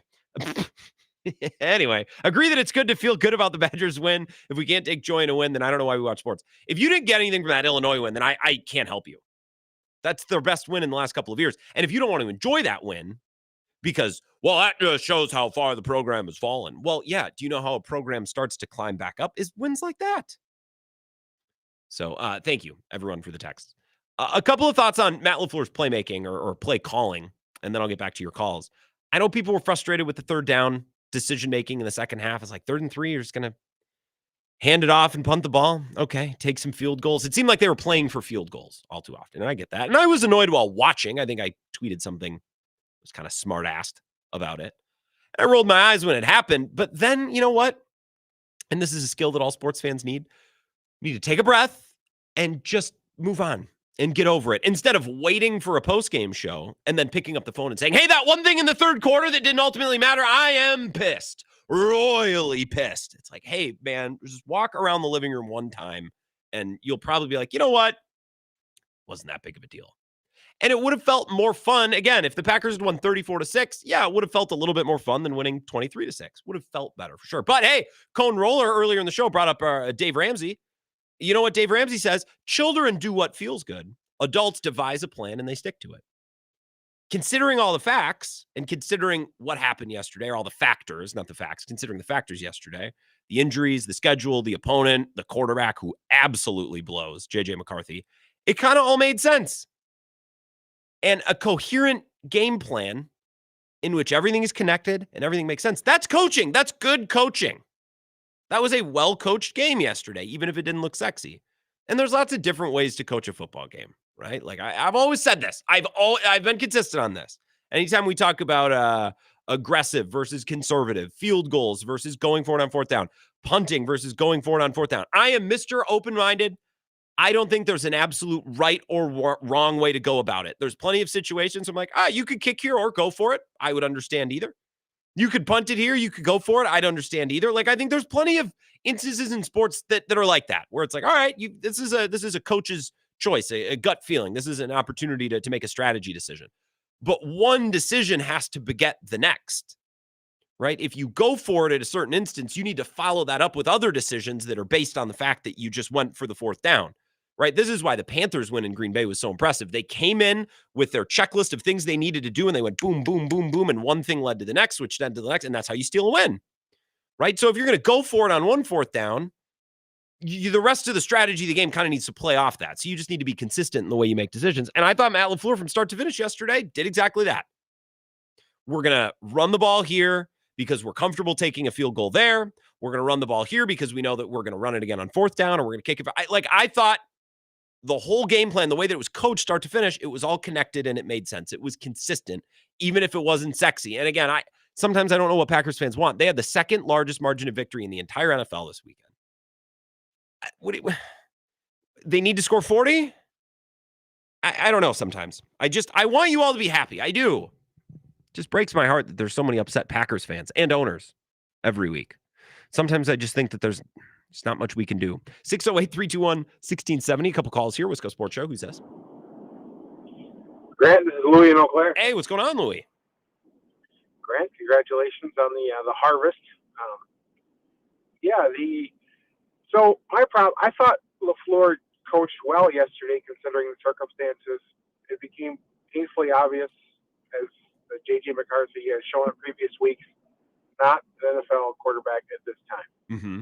So my issue is that seemed to be the same approach early on against the Panthers and the Browns, where it was just like, well, we're better than them. We'll kind of go conservative on offense and defense, and by the end of the game, we're going to have more points than the other team. Mm-hmm.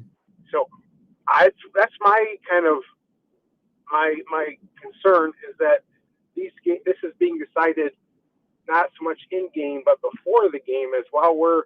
We can pen this guy in, and the defense can stop them, and we'll run the ball, and then we're going to win the game.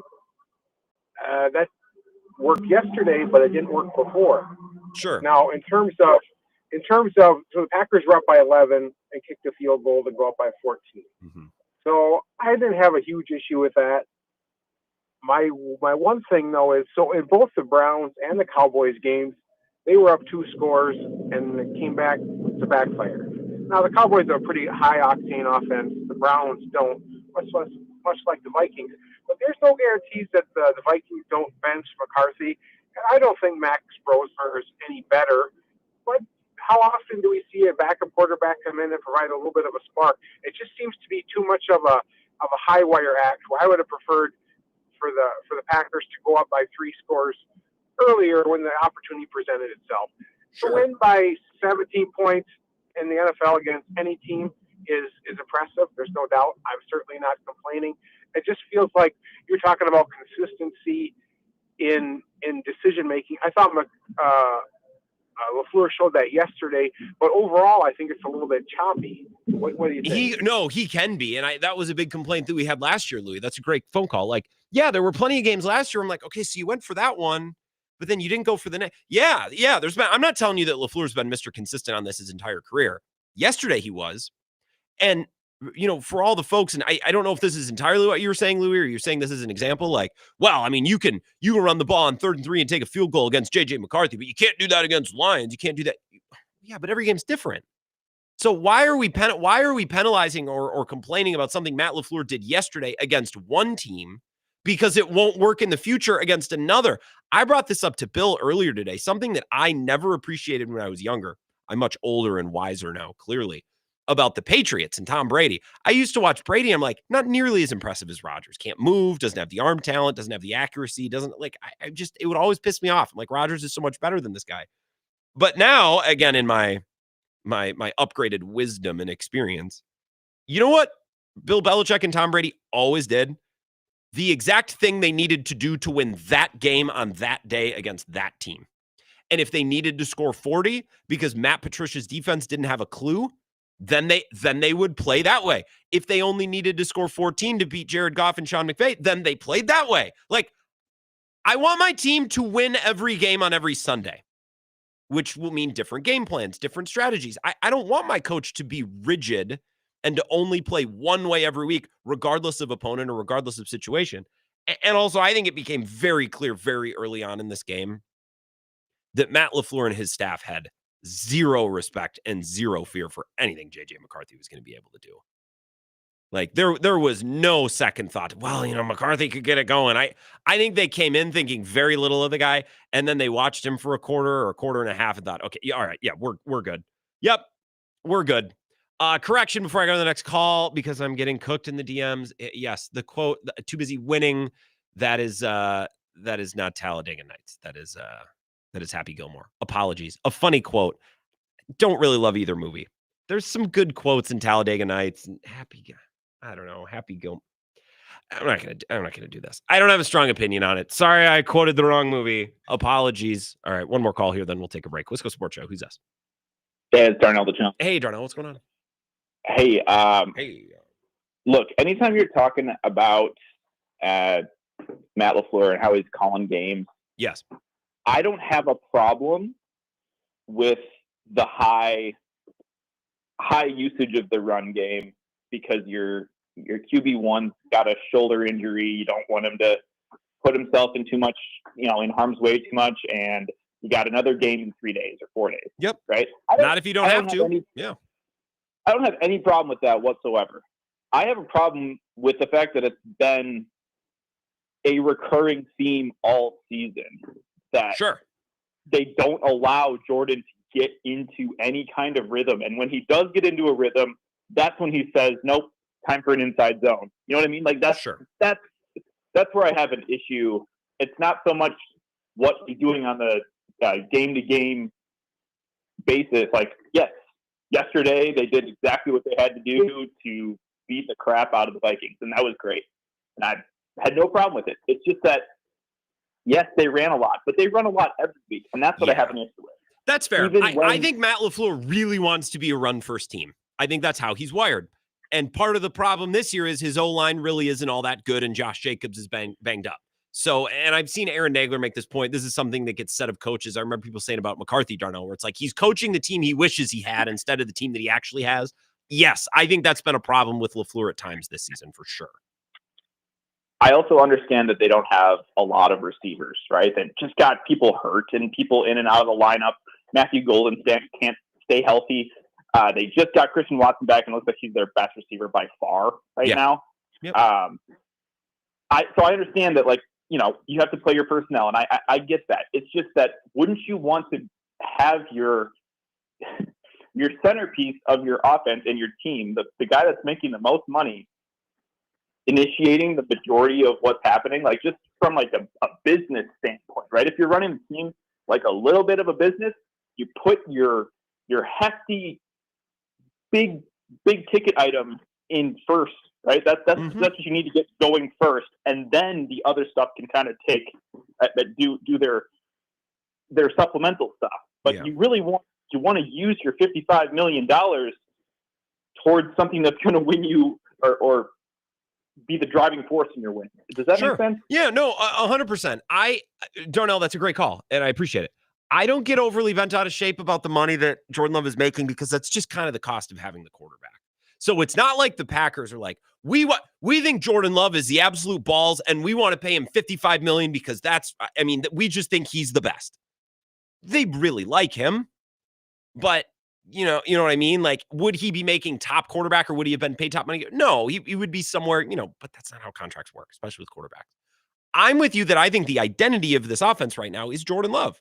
It's not one superstar wide receiver, and it's not the running game, and it's not the O-line. It's Jordan Love, who's having a pretty darn good season. I'm not telling you he's perfect or he should be the MVP, but he's having a pretty darn good season. And at this moment in time, I think he's the best driving force. He's the biggest piece of identity this offense has. So yes, I think against the Vikings, their game plan was fine. I think Matt LaFleur partially probably loved calling that game because I think that's the type of game he wants to call. He wants to be a run-first team. They don't really have the personnel to do it at the level that he wants to do it. And over the next month, he's going to have to find a balance of, man, I wish we could do this, but we can't. So instead, we're going to do this. And that's a balance that I think he's struggled to strike this year. And he's got about a month left to really hone it in. And ideally, now Jaden Reed getting healthy, Ryan Wood said in the last hour, like he can provide playmaking from all over the field. I think that will help. Just a guy who can take a 6-yard dump off and turn it into 30 yards, right? Guys who can do that, find freebies, create big freebie plays, because a couple of those make such a difference over the course of the game. Jaden Reed can do that. Tucker Kraft could do that. They don't have him anymore. The Monday mailbag in about 20 minutes. So 15. What am I doing? Holy smokes, the show's flying by. Submit a question. The Monday mailbag, grantbills21@gmail.com. This is the Wisco Sports Show with Grant Bills on the Wisconsin Sports Zone Radio Network.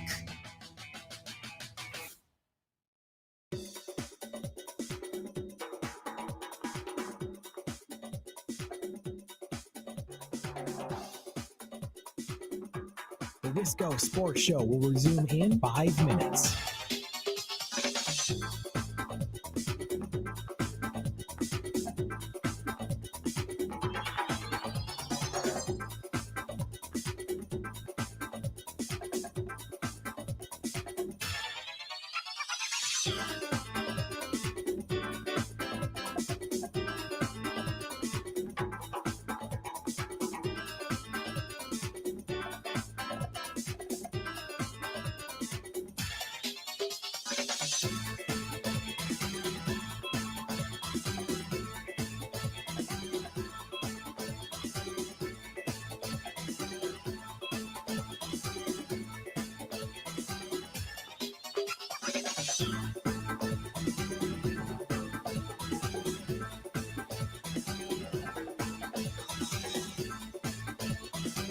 The Wisco Sports Show will resume in 4 minutes.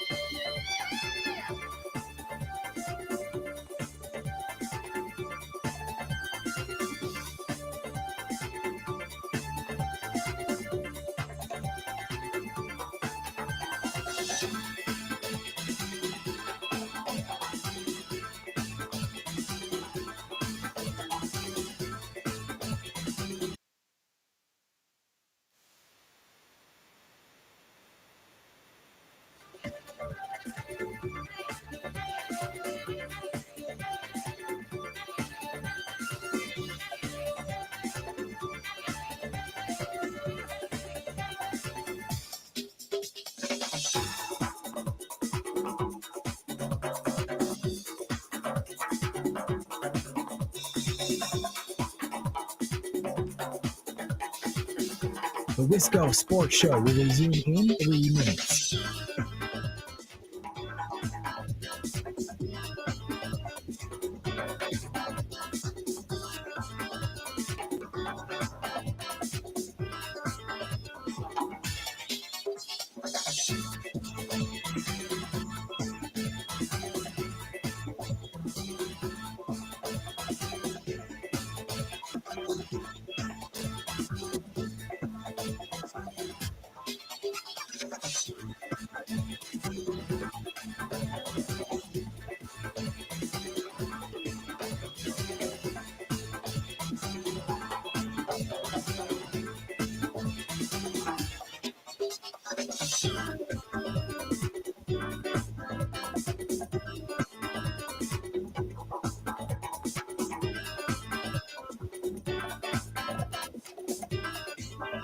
The Wisco Sports Show will resume in 2 minutes.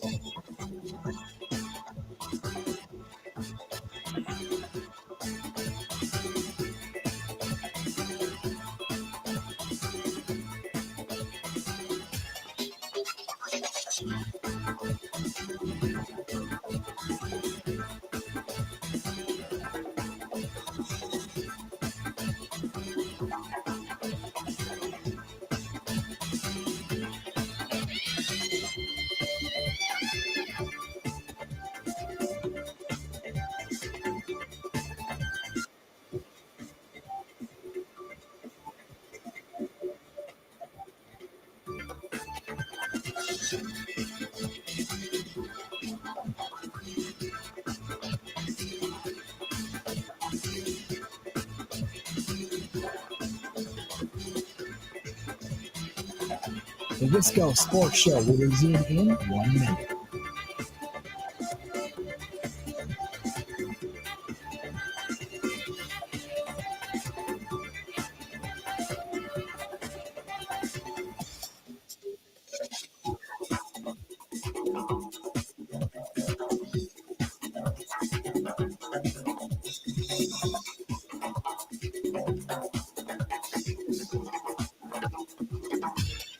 The Wisco Sports Show will resume in 30 seconds.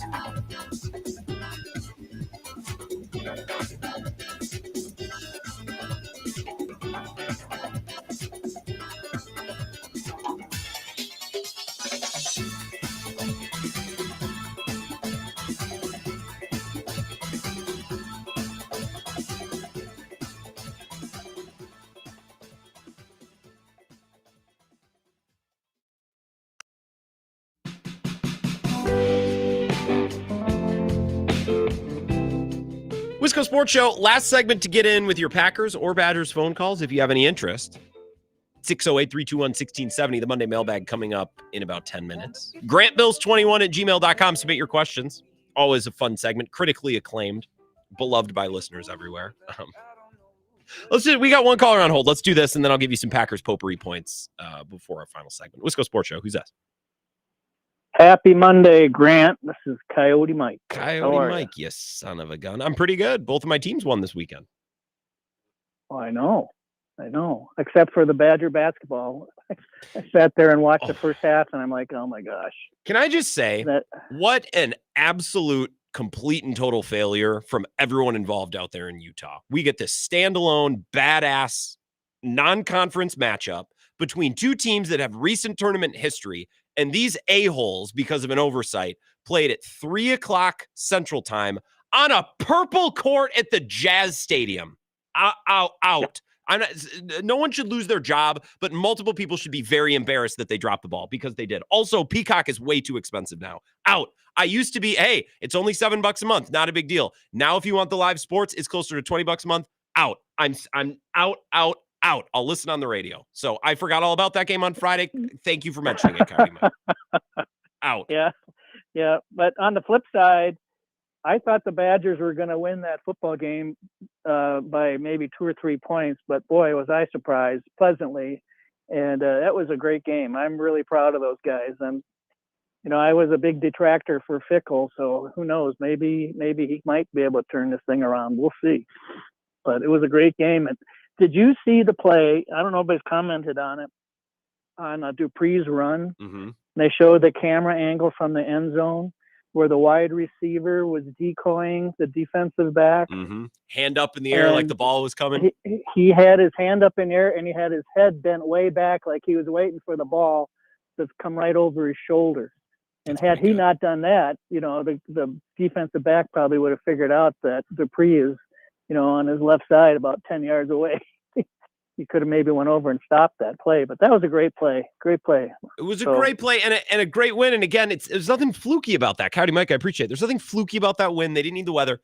They lined up on both sides of the ball and took it to a conference rival and a ranked team, which is something that they've really never done in the Fickle era. They've had good games. The Rutgers game was pretty good last year. They beat Minnesota his first year. That to me was just more Braylon Allen going out and doing it.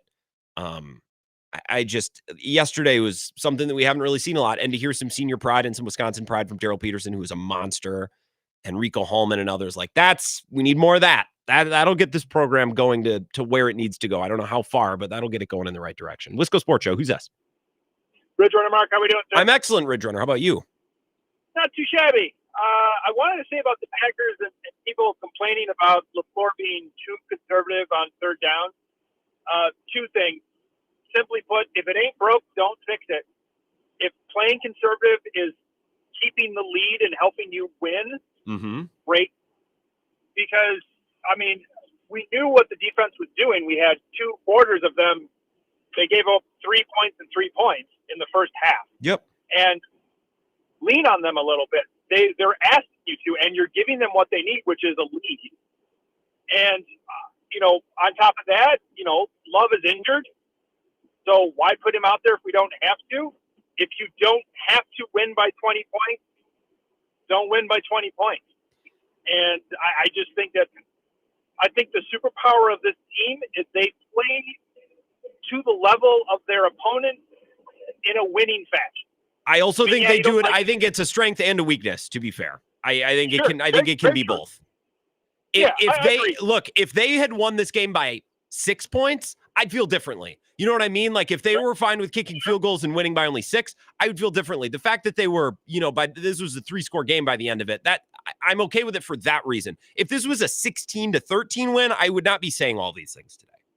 Well, and I think if we wouldn't have had Wilson kick off a couple of really good runs, you probably would have seen them dip into the bag of let's make some throws that we know Love can make and rely on him a little bit more. But the fact that every drive it seemed you had Wilson chewing up time and chewing up yards in a very meaningful way, not just 2 to 3 yards in a cloud of dust. And then Love did make throws when he had to. And if that is their formula all the way to a Super Bowl, great. I'm down with it. I think if you can do this every week, here's something, Ridge Runner Mark. I can wrap up the Packers portion of the show before the Monday Mailbag with this.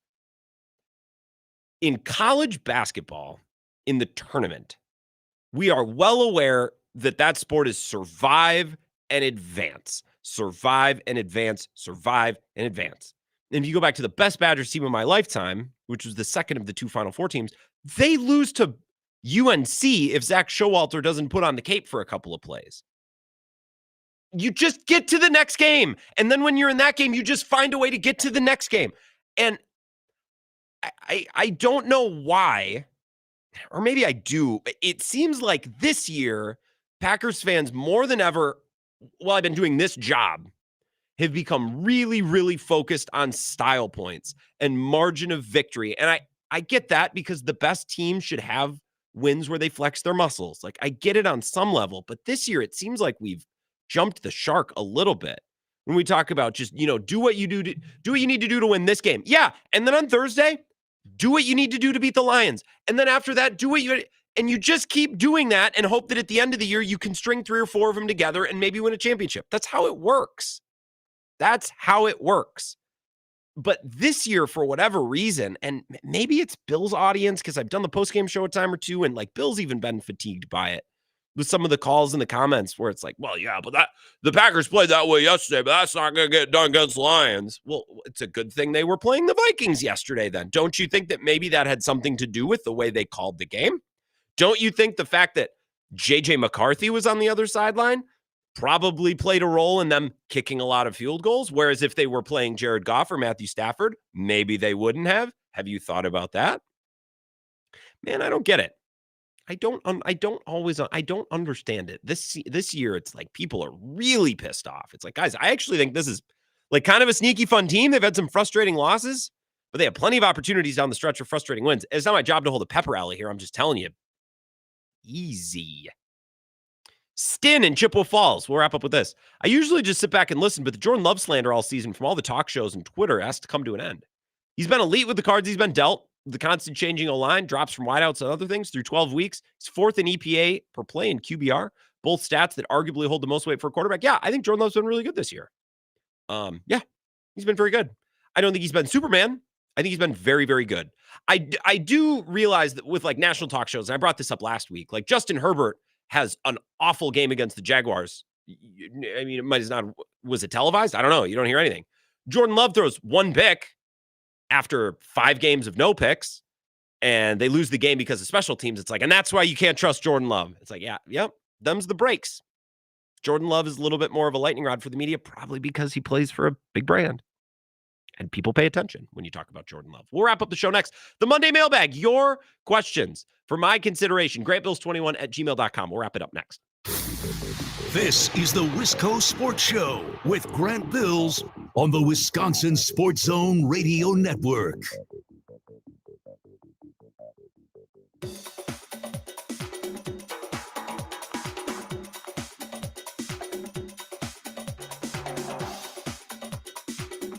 The Wisco Sports Show will resume in 3 minutes.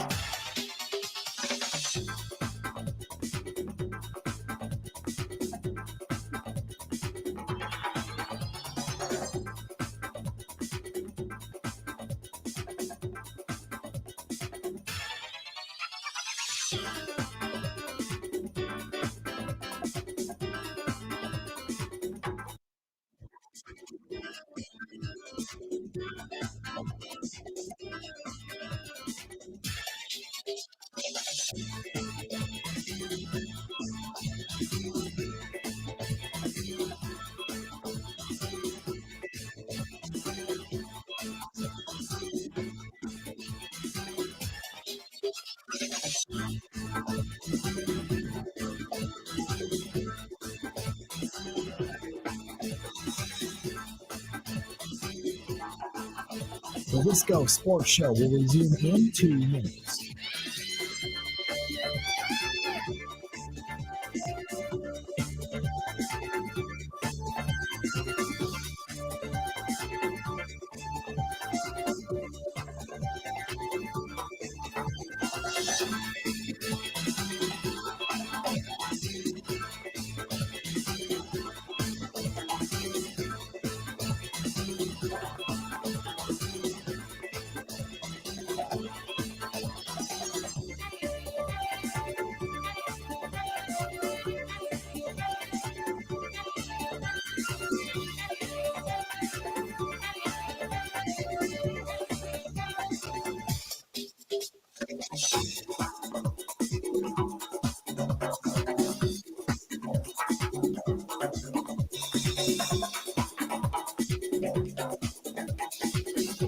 The Wisco Sports Show will resume in 1 minute.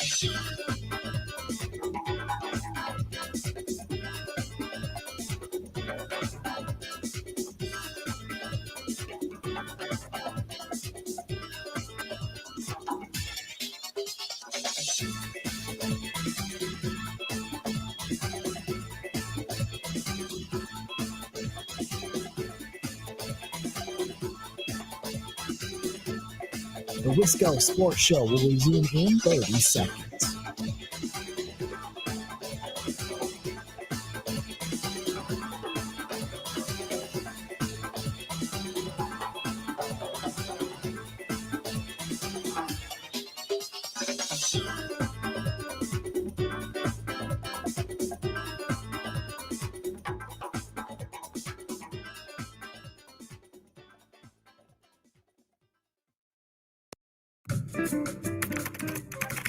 Because the mail never stops. Charles, we'll be writing to you. Ah, she's got mail. That's the name of the book. That's it, honey. There's never a let up. It's relentless. Every day it piles up more and more and more. And you got to get it up. And the more you get out, the more it keeps coming in. The Monday Mailbag. All of your questions for consideration. Kind of a fun segment where we talk about some fun different things. Tyler in Massachusetts, always a good question asker. And pertinent. Asks a Thanksgiving question or two. Says, for your Thanksgiving meal, what is your favorite side dish and what is your preferred pie for dessert? Well, every family Thanksgiving features different offerings, so my answer might be different than yours. Call me a simple man. I am just a real whore for mashed potatoes. You get a big bowl of those, dump some gravy on there. And then, anything can spill in there, a little piece of ham here, some stuffing. Roll it all in there. That or green bean casserole. Preferred pie, a pecan. Chocolate pecan. Mom makes a banging chocolate pecan pie. Pumpkin pie, hard to go wrong there. Need a lot of Cool Whip, though. Need something on top. Can't go wrong with either one of those. A key lime is my favorite pie, but come on, be real. It's Thanksgiving, not Easter. John in Racine says, do you think the Packers send a video every week to the league showing Micah being held on every play? Can you please ask Ryan Wood and or Clemens about this next time? It's absurd. Love the show. Thank you, John. Maybe you'll see Mad Max down there in the Racine tunnels. I said this earlier this year. If you were to talk to Steelers fans or Browns fans, I bet they'd say the same thing about Myles Garrett and TJ Watt. Like, when you're really good, you get held on every play and occasionally get a call. I would like if he occasionally got a call. It doesn't seem like he even occasionally gets calls. But them's the breaks of having a really good pass rusher on your team. Clemhead Mike says, Granny, you going to be in the Chippewa Valley during the holidays? I hope to see you. I didn't get your email, but a semi-auto Remington's probably a Model 4 742. My dad and grandpa used those. Well, quintessential Wisconsin deer rifle. I have no live shows planned, but that doesn't mean that I couldn't get one on the books. Let me think about that. Let's see here. Nick says, your show seems to get a lot of calls. Do your phone lines ever get backed up? Taking the Wisconsin DOT's thinking of one more lane will fix this. Would one more line help resolve your caller backup? Possibly. Or it could just encourage more callers, which would then encourage more backup. That's the other school of thought. Now, of course, lane expansion on the interstate also promotes development, which I am told is a good thing. Unless it's roads, then it's a bad thing. I'll be honest, I enjoy the discourse around interstate expansion because most of the calls where it's mentioned are funny. Let's add a tailgating lane. What about an underground lane? Things like that. The Milwaukee, the conversations start to annoy the hell out of me. You don't have traffic in Milwaukee. You don't have traffic. Not to talk down to Milwaukee. Lived in Milwaukee. I've lived in Lake Country. Spent a lot of time there. You don't have traffic. You're not Chicago. You're not Minneapolis. You have a busy interstate. And sometimes it takes an extra 10 minutes to get from Tosa to downtown. You're fine. If you want to write long think pieces and dedicate entire Twitter accounts to urban planning and design, knock yourself out. But you don't have traffic. Madison has traffic. Chicago has traffic. A lot of towns have traffic. Milwaukee doesn't have traffic. Scott. So let's hear the deer story in a nutshell. Oh, sounds like you got a buck. See many deer, rutting activity.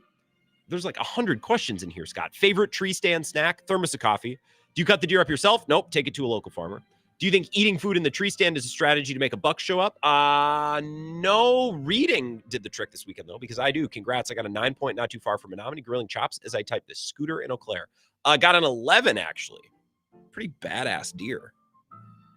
Just one of those things, man. Right place, right time. God throws you a bone. It was behind me, though, which was a real pain in the... He was rutting, though. Like, he was chasing a doe.